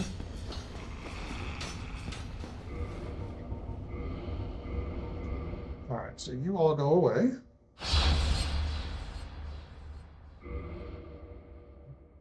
And the whole reason I got the bow is because I really hate trying to get up top up there. Because that guy, he will give me the key that I need to progress. However, I don't feel like waiting. So we are instead just gonna kill him from here.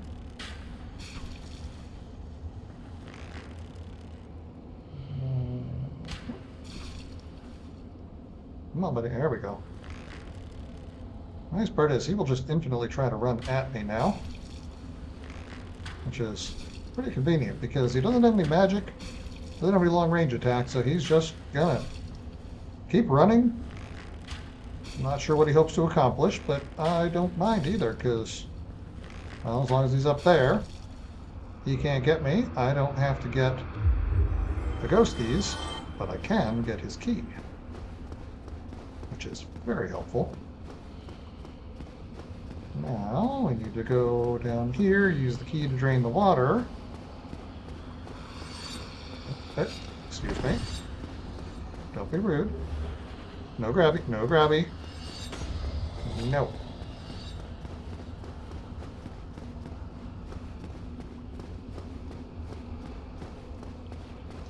So we're gonna come out here and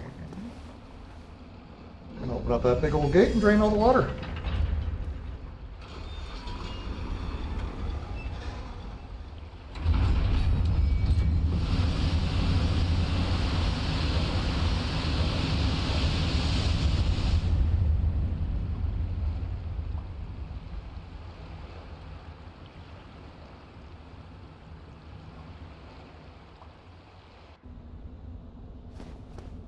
With a very large portion of New Londo now open that was closed off before, I can go and, assuming these ghosties are going to be cool and let me past.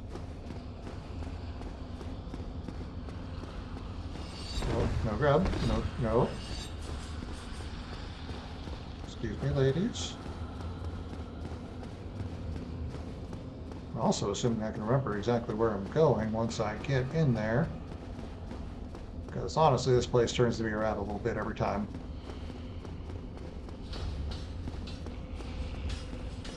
Let's see here. Oh. And apparently my curse ran out, so that is not, it's not hugely helpful.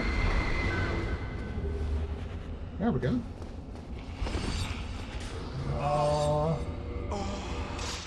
We're going to go ahead and reset all of them.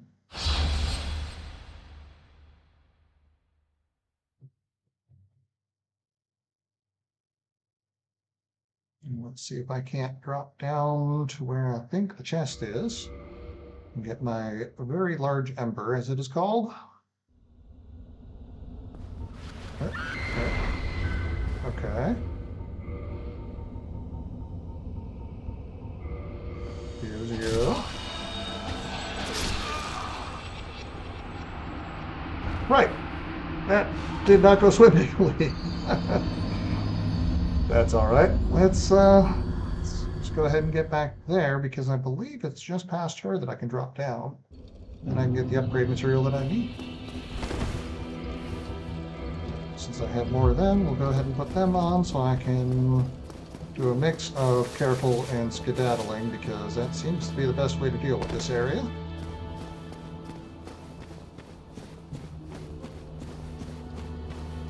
Just kill the ones that are strictly necessary to kill.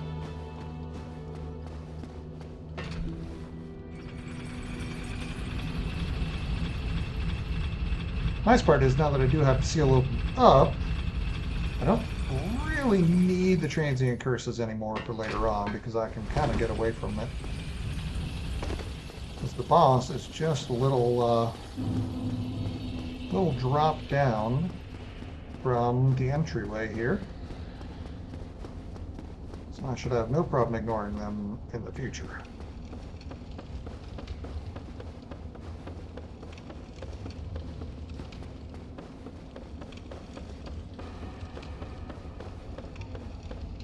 Alright, once more into the breach. We're gonna use our transient curse.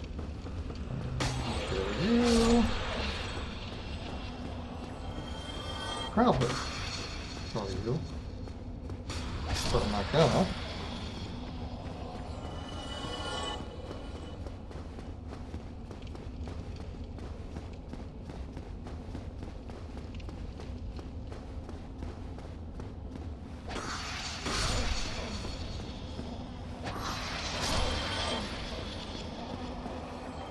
Could have gotten that item. I think it's just a soul item, though. I'm not overly concerned.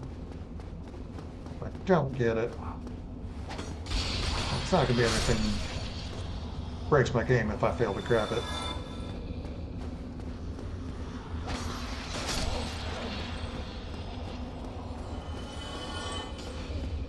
Well, this is going quite well now. Oh, you kind of luck earlier, huh? Now there is my very large ember.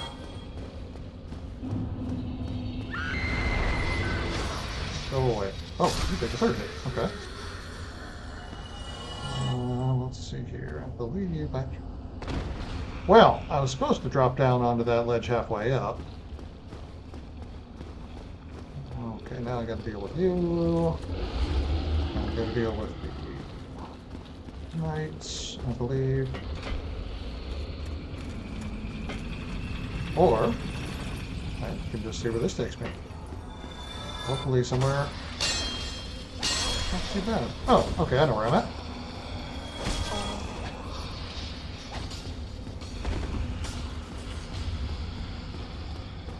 That was actually relatively convenient, believe it or not. No, I don't want hugs.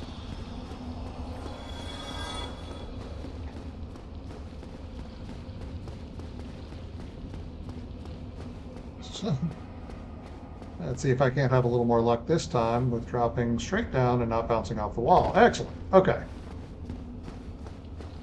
I go up these stairs and I believe I should have my prize.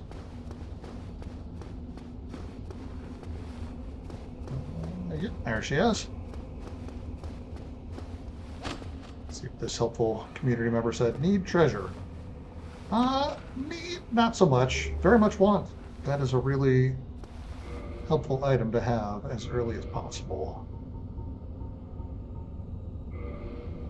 Because weapon scaling in this game is good. It definitely helps. It's definitely important.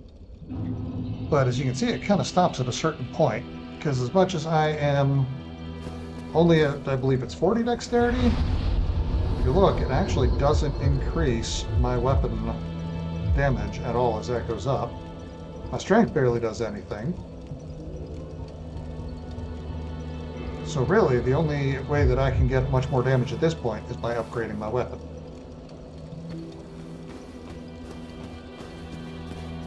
Alright, so having done that, and not really feeling like farming for Titanite chunks at the moment, we are going to finally go on to Blighttown. And, yeah, kind of finish off the first part of the game.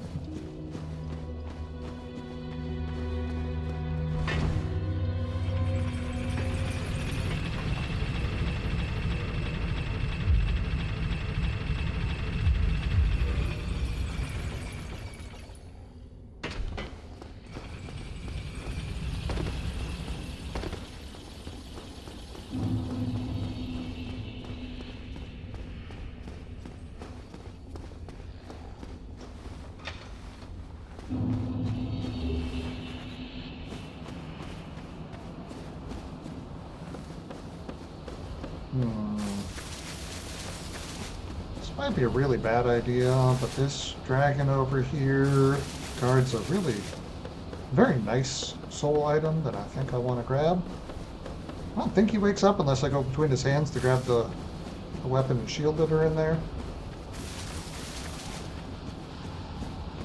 I would really rather let you sleeping dragons lie. We're good? Okay, we're good. Excellent. I don't feel like facing him right now. Forever, really. Actually, I don't think I've ever taken the time to beat that dragon. I suppose I could kill him with arrows. It's probably worth a pretty decent chunk of souls.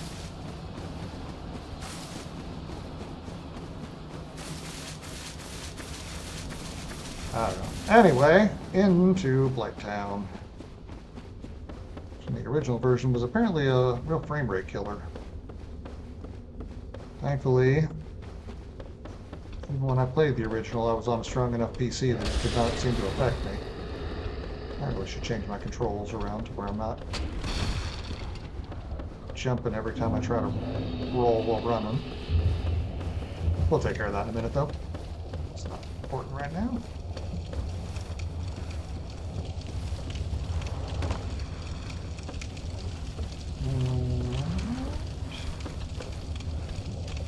Here. I'll go that way right now. Definitely know the whole way down, I promise. I'm just trying to remember where I want to go if I want to kill the irritating bastards that guard another Firekeeper soul. There he is. Oh. Well, I suppose I might as well now, honestly. I already have the status effect. I might as well go ahead and...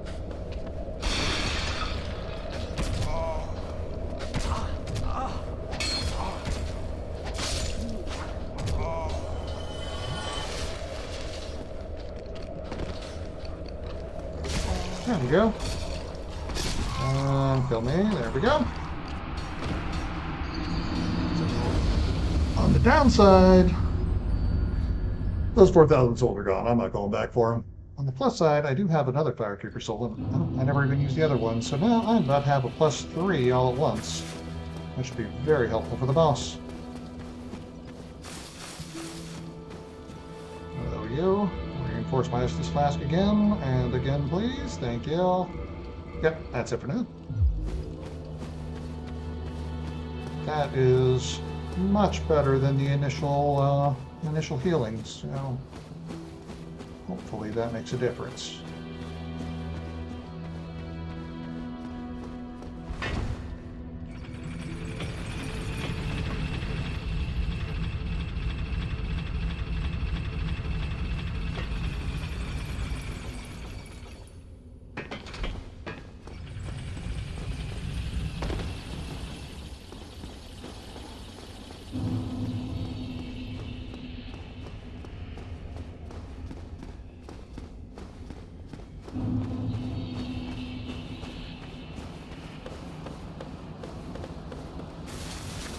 I believe that should be about all the nonsense that I want to take care of for now. I should be able to just go down and let Quaylon. Well, I do believe I'm going to hit the bonfire down here first because I am not super confident about killing her on my first attempt. She's not the hardest boss in the game, but she's super tanky, and I have a bad habit of getting kind of caught underneath her legs when she does big explodey attacks, so I think I'm just going to do the smart thing this time instead of trying to be all fancy and fast. What I say is I jump off ledges instead of taking ladders.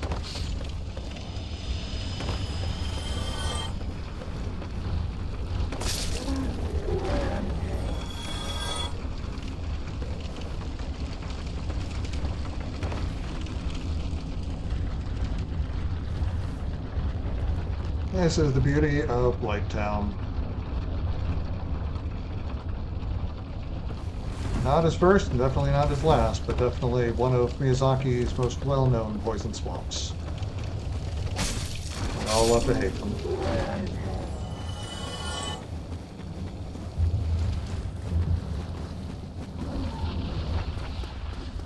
Alright, and bonfire.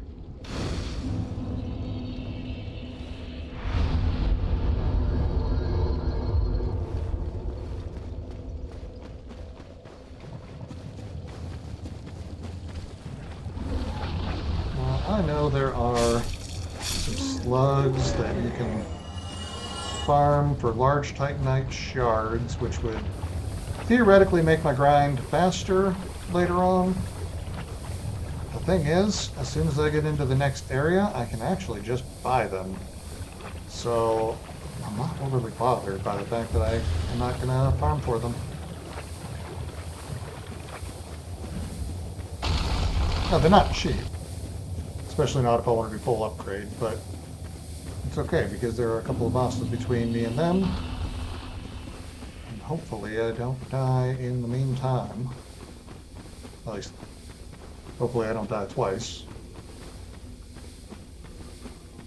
Unfortunately, dying once is borderline inevitable, but at least for me it is.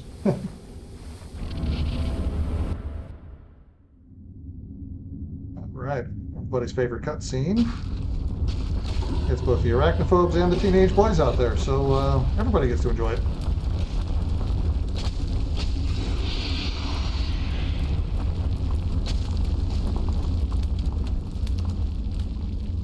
It really is a great boss design, though.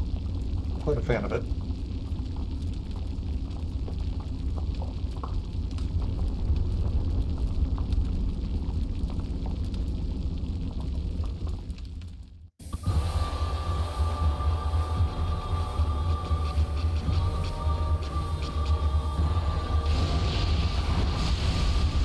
Change those controls.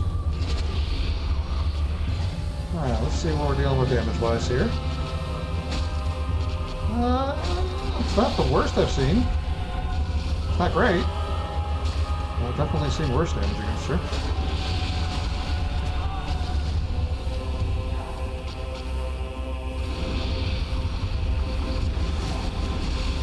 There, say that to my face. Come on. I do not feel like crossing a whole bunch of lava. Oh, okay. Come on. Get out of your lava pool, thank you.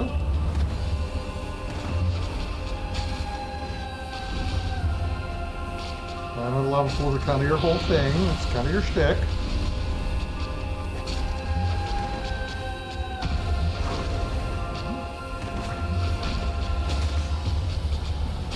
And this is what I was worried about. Yep. So when she lays down on top of the spider, she has a big exploding magic attack. And if, like me, you're very greedy, or also like me, get stuck in the legs, it doesn't bode very well. Because unfortunately, the area of effect on that particular exploding attack is quite large, actually.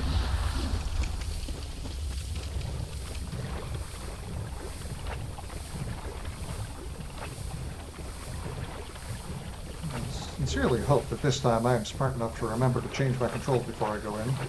Because I would love to not have to jump every time I'm running and rolling.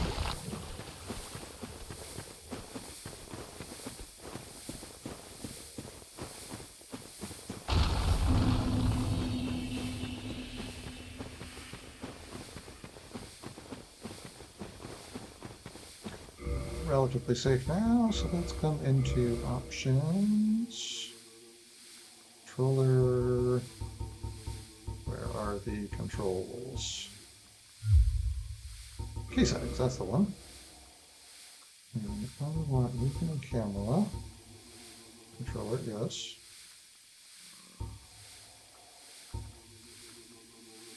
I apparently cannot change. Let's see here. Dash, pull, back step, jump. I want to change to clicking the left trigger up. Save changes. And so now, run, and just roll. Excellent. Or I can run and jump. I don't know why. In later games, it was actually a separate key binding for the jump. Once I got used to that, I really can't go back to the way it was in the first one here.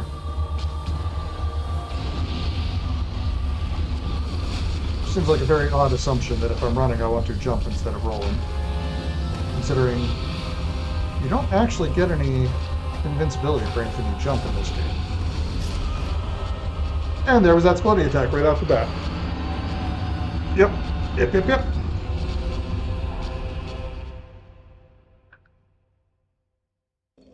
And this is why I hit the bonfire. I just somehow knew that this was not going to go as well for me as it could.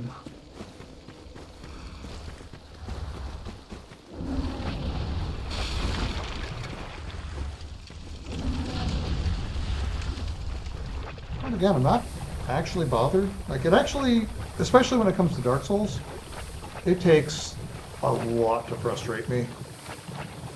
Which is what's so interesting about Dark Souls 2, because it just manages to annoy me all the time. Just a lot of the design decisions in that game are inherently frustrating. It's quite a shame. Because I know a lot of us, like, I had the benefit of several years after it came out, but you know, a lot of us just wanted a sequel to Dark Souls, and instead we got some garbage with the name Dark Souls on it. I know not everybody has the same opinion as me on that. There's quite a few people who think that Dark Souls 2 is fine, and it is. It's a fine game. It's not a very good Dark Souls. I think, in my opinion, that's what we're looking at. Like, as its own thing, Dark Souls 2 is fine. It's not as good as Dark Souls was. Okay, what are we doing? Okay, I'm gonna get away on that. But at least it wasn't splody.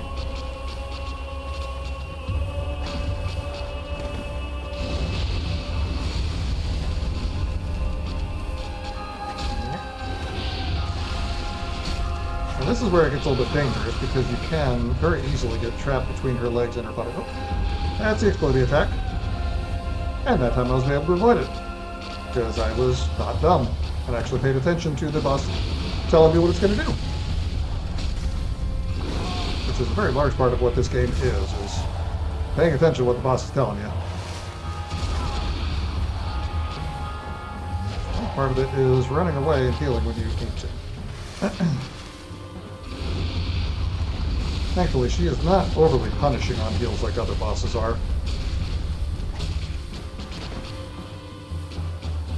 What are we doing? Blowing up? No? Vomiting? I mean, hey, we've all eaten things that we don't like at some point. There's... Nope. Nope, still not blowing up. Okay. I do wish you weren't just hanging out in the lava. Super helpful. There we go.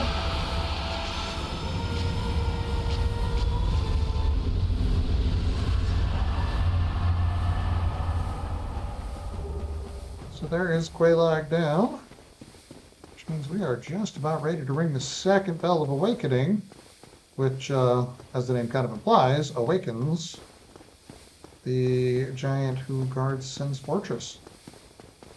So I think what we're going to do is we're going to go ahead and ring the bell for our own selves. Obviously, someone else just did the same.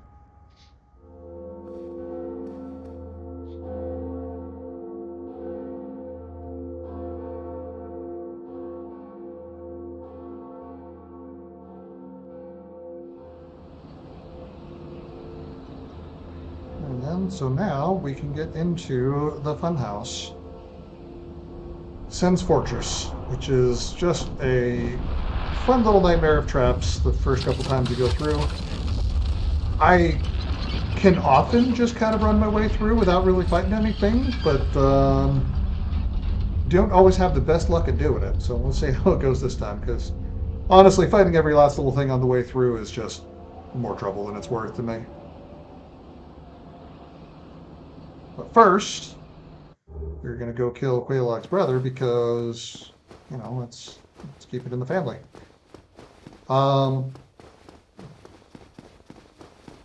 Yeah, it's basically just a quick, easy 30,000 souls at this point. First, I want to come hit this bonfire in here. Yes. I don't have any eggs, but it's okay. I'll go talk to the spider friend. Now, she... it's kind of like the Firekeeper in Firelink Shrine, in that she tends the bonfire, she's cool, she's happy, and she will help me open up a shortcut later if I keep her alive.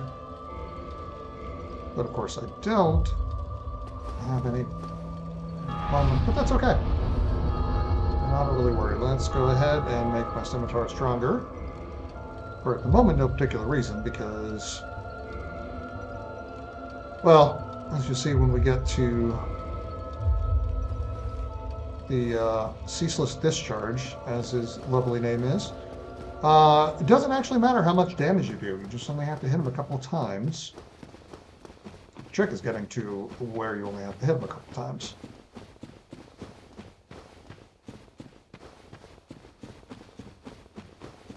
Kind of like opening up that sluice in the Londo Ruins. This is something that is going to come into play later in the game. In fact, there he is now. This is really, really not necessary to do now, but it's kind of no reason not to, since I'm here anyway.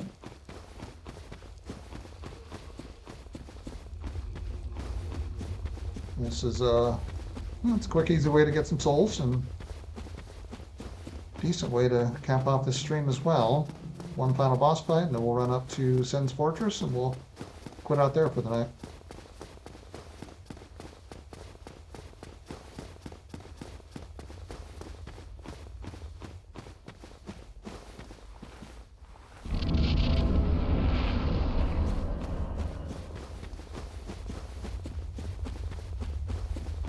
So, a lot of the enemies in this region are a bit undercooked, shall we say. In fact, this is probably the most unique boss that's down here.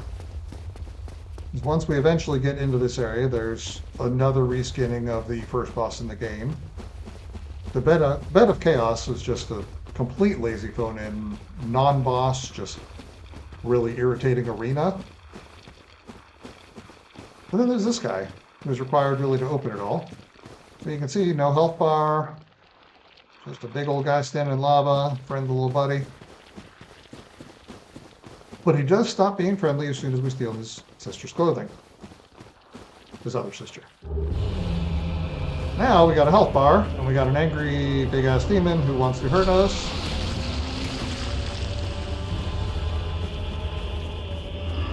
Alright. We need to run all the way back to the beginning, where he will chase us, and then he will, well, he'll just kind of unalive himself. There's that giant pit down there, and as much as I hate gravity, he hates it too. Or at least he will in a few minutes.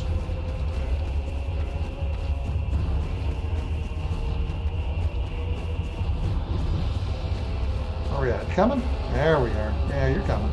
Come on, buddy. he's going to make one desperate lunge to try to get to us. But he's just hanging out over the abyss right now. So again, it doesn't actually matter how much damage we do because he is going to fall to his death. There we go, quick and easy.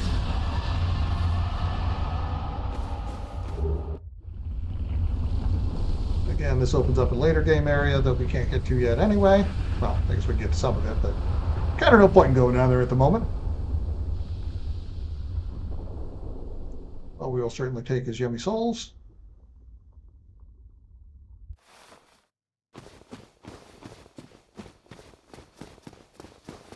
And we'll start heading back towards Sen's Funhouse.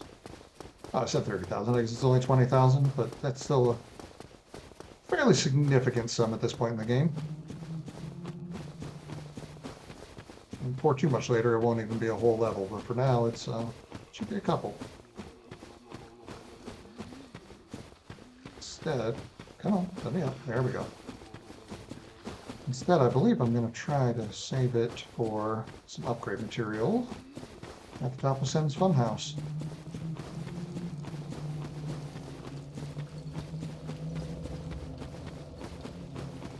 Unfortunately, the downside of sleeping as I did at the bonfire in Blighttown is that I do have to actually go the whole way back up again. I can't just homeward bone back up to Firelink as I would like. And the infinite wisdom of FromSoft in this game is that we can't teleport between bonfires yet. That ability will open up in just a little while. But for now, as much as I love the interconnectedness of this world, and honestly it would be completely lost. Like, if we were able to just teleport between bonfires, there'd be no reason to appreciate all the interconnectedness. So I appreciate it from that fact. But when you do have these very, very long run backs, it can be a little bit of a pain in the ass. So, you know, you take with the good with the bad, I guess.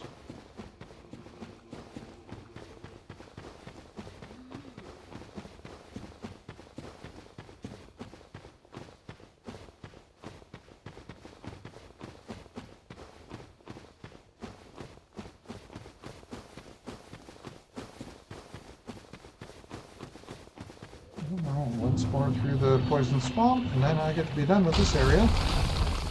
Unless for some reason I choose to come back down here.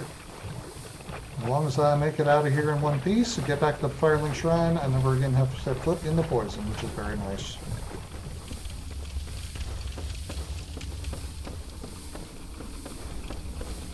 Now, silly enough, me getting out of here in one piece is not as much of a guarantee as I would like it to be. But I think I can manage it just fine this time.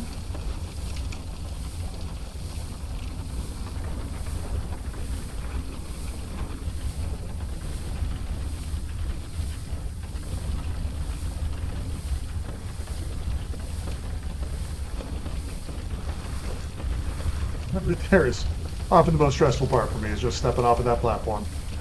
The number of times I have fallen to my death because I walked between the platform and the walkway. Far higher than I would care to think about. Which, honestly, kind of funny in itself, but it's alright, that part is done. So we are through the worst of it. A couple more ladders and I'm home free.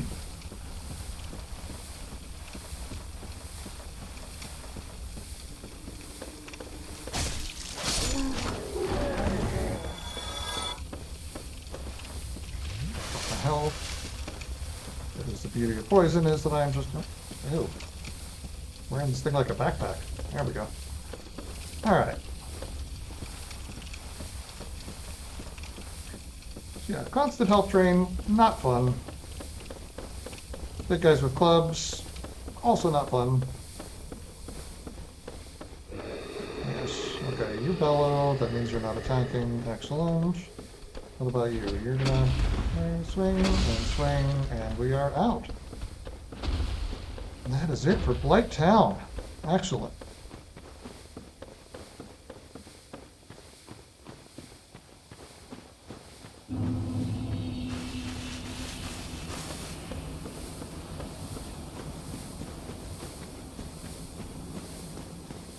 Sadly, I feel like Valley of Drakes is a very underutilized part of the game. Like, it's great in principle. It's a really neat idea to have an area that is just absolutely chock full of dragons.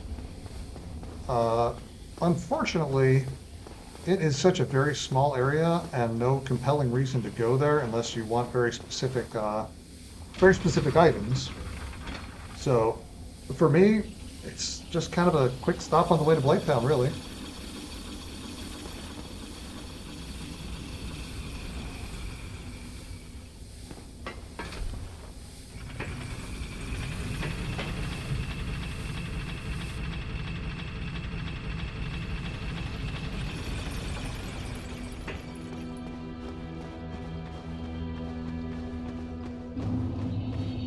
Alright, back to Flink.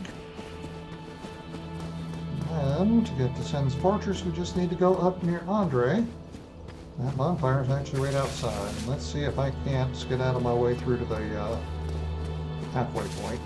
That'll be nice. First off, definitely don't want to go all the way back down to Blighttown, so we are going to rest up here. That's going to reset our position. That's going to be very helpful.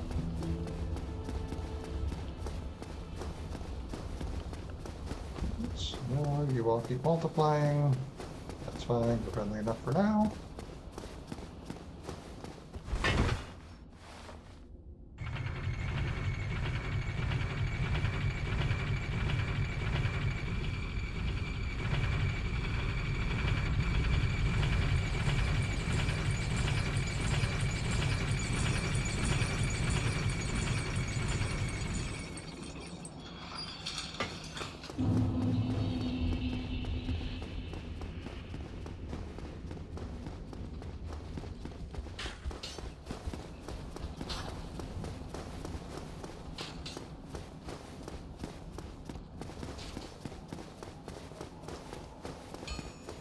Alright, on to Sen's Fortress.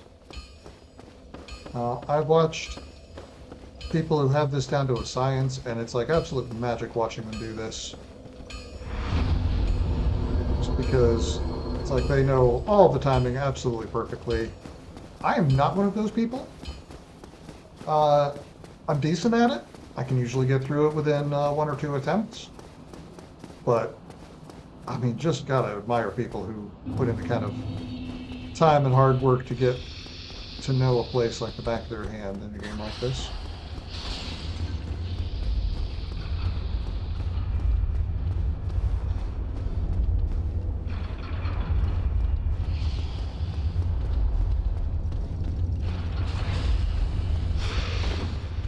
Oh, okay.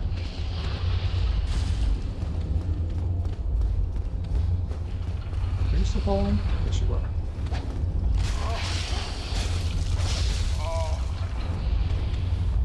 That was a bad move.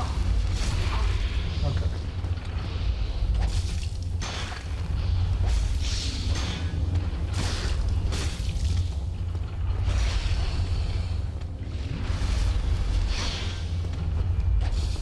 Ordinarily I would just run past that guy, but I don't feel like dealing with him right now. I just want to get through this on as few attempts as possible.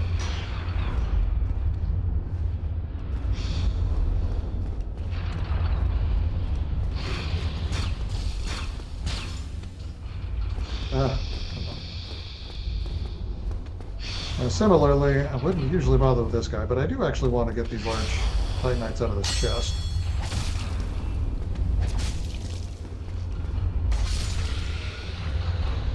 But that trap right there can actually kill him for you if he's being helpful.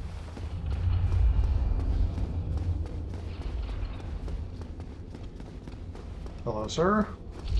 Goodbye, sir.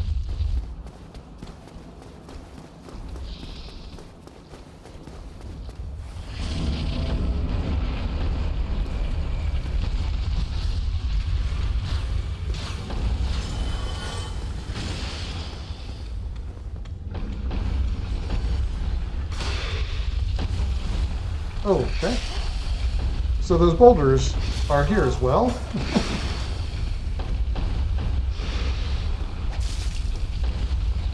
And they Well, unfortunately, even if they don't hit you, if you just walk into them, they will still do kind of a stupid amount of damage.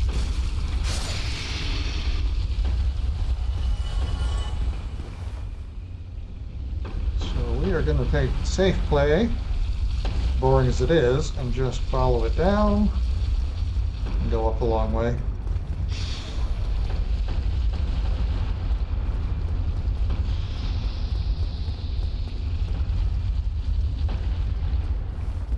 So we are going to wait for it to fill up this little pit here.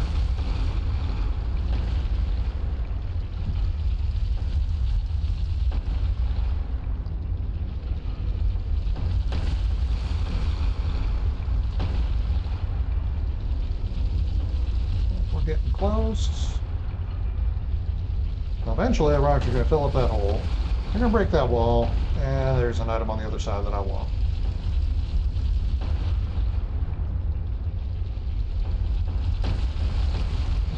Next one will break the wall, and then I am free to grab the item and move on. Come on. There we go. And you. So the gold serpent ring, there's actually two different serpent rings. There's gold and silver.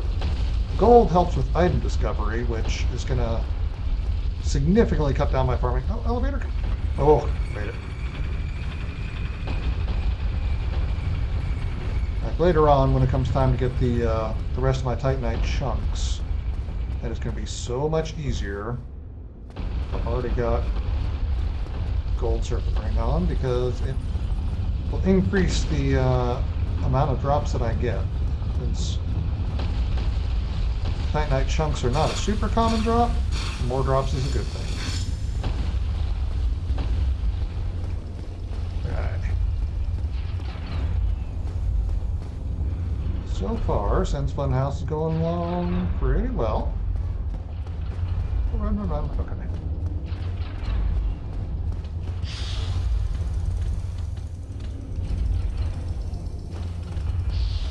Noticed me. Okay.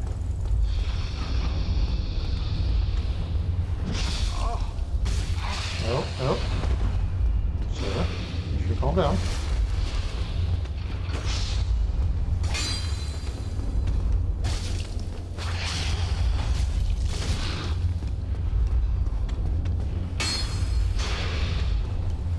I wish I'd get that backstab in, but he is just not opening himself up to it.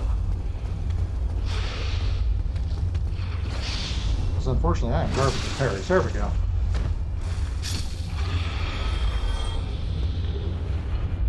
Two more large Titanite shards. I should be just about enough now. What did you find? Oh, it's split thing. Okay.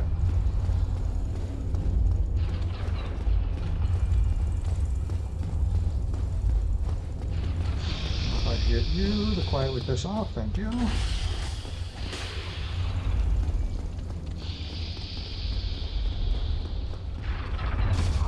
Damn it.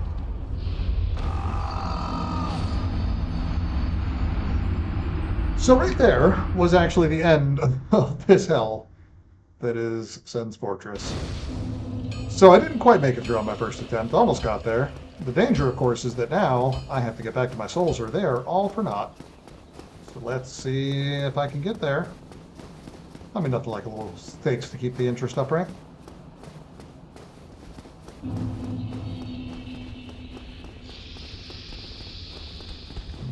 That soul item, but not enough that I want to deal with those two right now.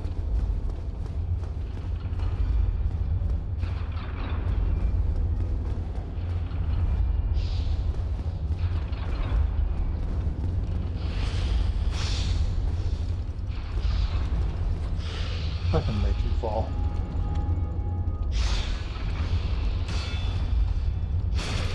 There we go. Once that dealt with.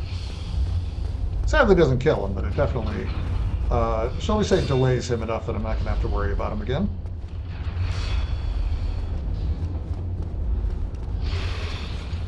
Are you going to get killed this time? No? Again.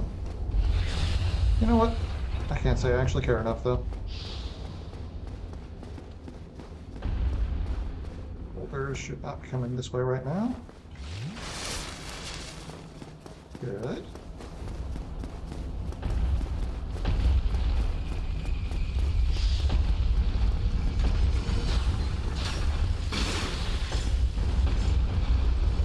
We are just going to skedaddle down here as quick as we can and really, really, really hope that that boulder that's chasing me Indiana Jones style does not get to me in time. Excellent.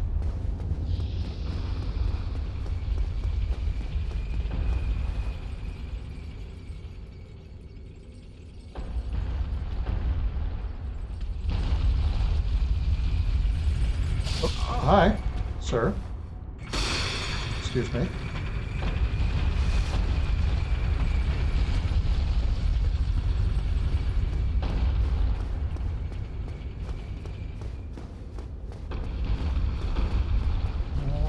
Up we go. And up we go.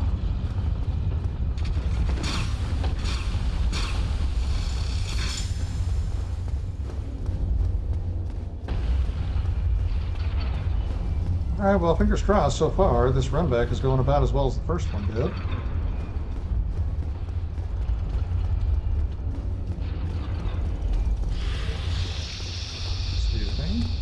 Excuse me, thank you. Okay, that is a huge relief.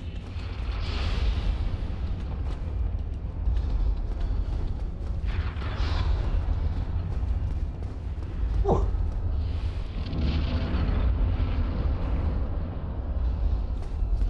And we are almost in the clear.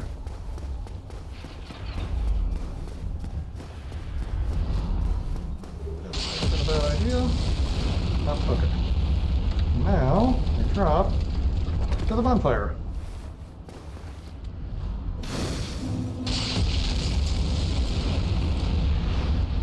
We have enough now to get it to +9, so I need to go buy 3 Titanite or large Titanite shards.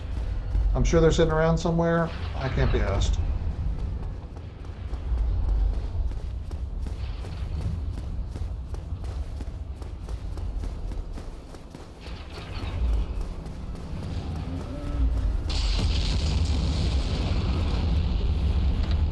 Actually, there's 2 of them right there, so I only need to buy 1 now. Even better.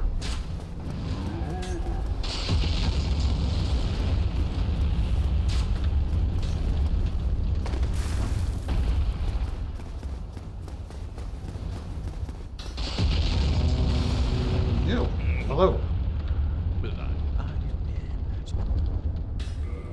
Let me buy 1 large Titanite. Thank you.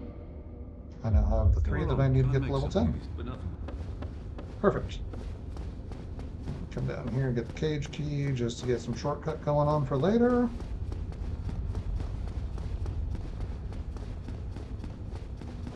Because the master key is not really a master key. It just gets you through a lot of the doors, not quite all of them, as one might expect from the implication of master key. Thank you.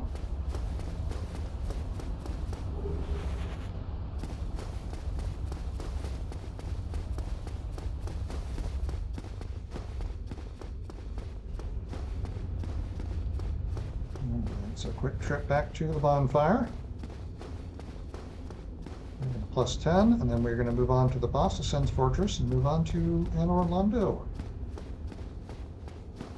which is absolutely gorgeous, even if it is all fake. But more on that later.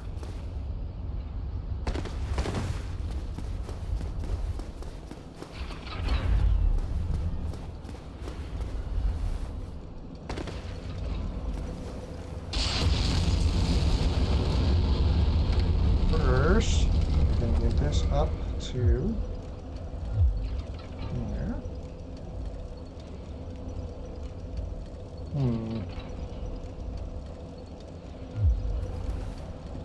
So, we are actually going to open up the final set of upgrades now. I was just thinking, with the cage key, I can actually get back to Andre very quickly. So I can get him to ascend it up past level 10, and by doing that, then I will be able to finish the weapon off myself as I get the Titanite chunks. go ahead and do that.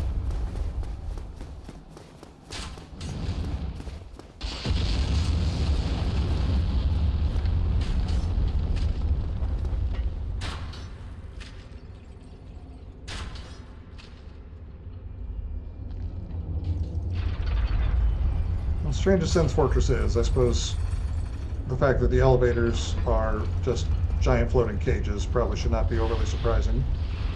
But it did always strike me as a little bit weird.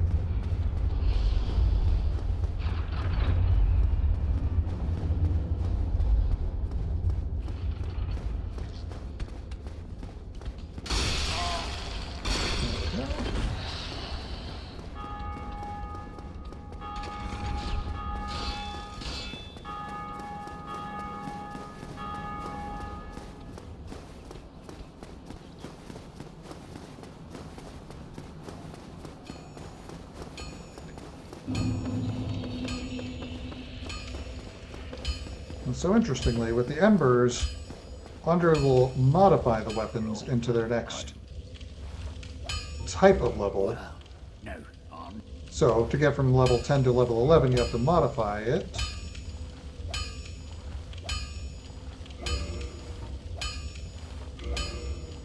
Now I can actually do the reinforcements myself. But we'll go ahead and knock it out here anyway. Go and get yourself. I need, I believe, 7 more chunks to max out the level on it. Which is fine. It's maybe less than ideal, but it's fine. I'll go ahead and get rid of all those extra souls I was carrying around.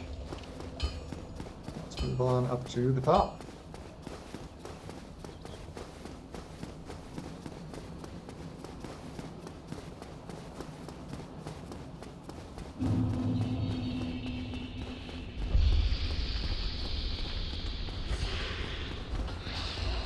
As I think of it, there should, I believe, be one more chunk sitting waiting for me right before the boss. But I need 2 to go to the next level anyway, so 1 is not going to do me a heck of a lot of good. But it's still better than nothing. Ow. Okay. Well, that worked.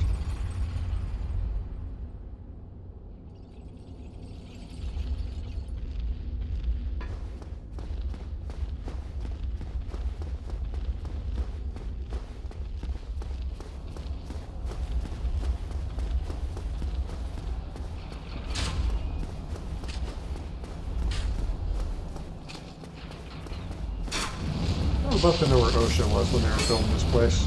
No safety railings on any of these exposed places. No warning signs about the giant swinging axes. Like, this just cannot be in line with workplace safety.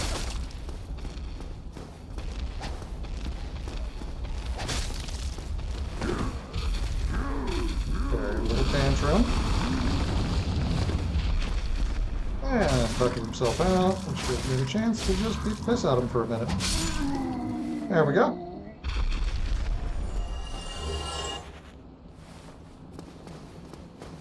Well, you missed one. There you go, I took care of it for you.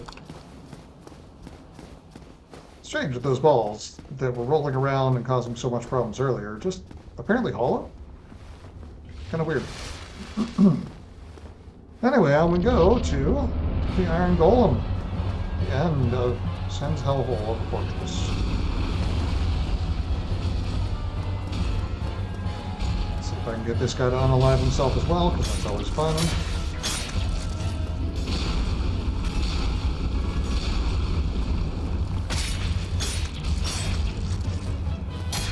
Alright, I think I got it. If I can just get it. Nope, never mind. So if you have him in the right position, he will actually just fall over backwards off the parapet. I clearly had myself lined up incorrectly, which, you know, bit of a shame, but it's okay. Ow! Come on, swing your axe or something. Kill.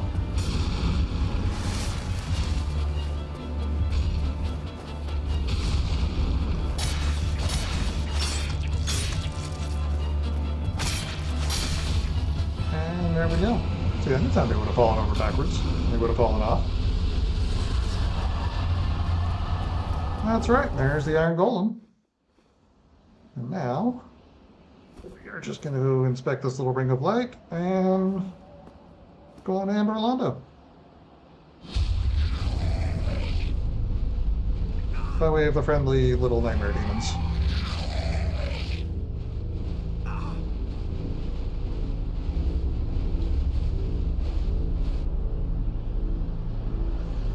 Doesn't seem like a very welcoming way to get to the castle, though, does it? It always puzzled me, because apparently since Fortress was a training ground for the Silver Knights, that means anyone who actually succeeded got apparently carried up by some nightmare demons, and well, then you get up here, which is very pretty.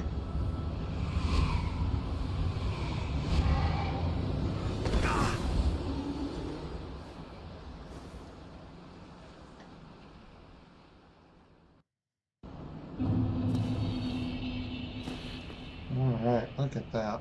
This place is absolutely beautiful and absolutely frustrating. Now, generally speaking, very good area, very fun part of the game. In my opinion, probably the nicest looking part of the game.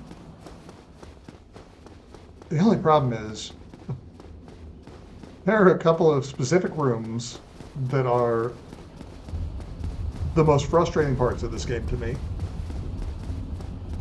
When it stopped off with one of the best bosses in the entire series, Ornstein and Smaug, which is amazing, but it's also, it's an all or nothing. It's either it goes really, really well or it goes really, really badly. And, well, I don't know how to predict it personally which way it's going to go for me on any given day. I feel like this run's going pretty well so far. Definitely a lot better than the other day. So if you take a look at part 1, just don't judge me too harshly on the Taurus demon. Please recognize that what you see today is more representative of how I play the game. Not great, but definitely better than definitely better than what you saw in the first one. So having said that, I am going to sign off for the night. I do hope that whoever watches this enjoys it. Please drop me a follow if you can. I would really appreciate it. I'm trying to grow a community as well as I can. I should be back most likely tomorrow or the next day. I plan on doing this quite a bit, so hopefully y'all keep tuning in. Take care of yourselves. Take care of each other. I'll see you soon.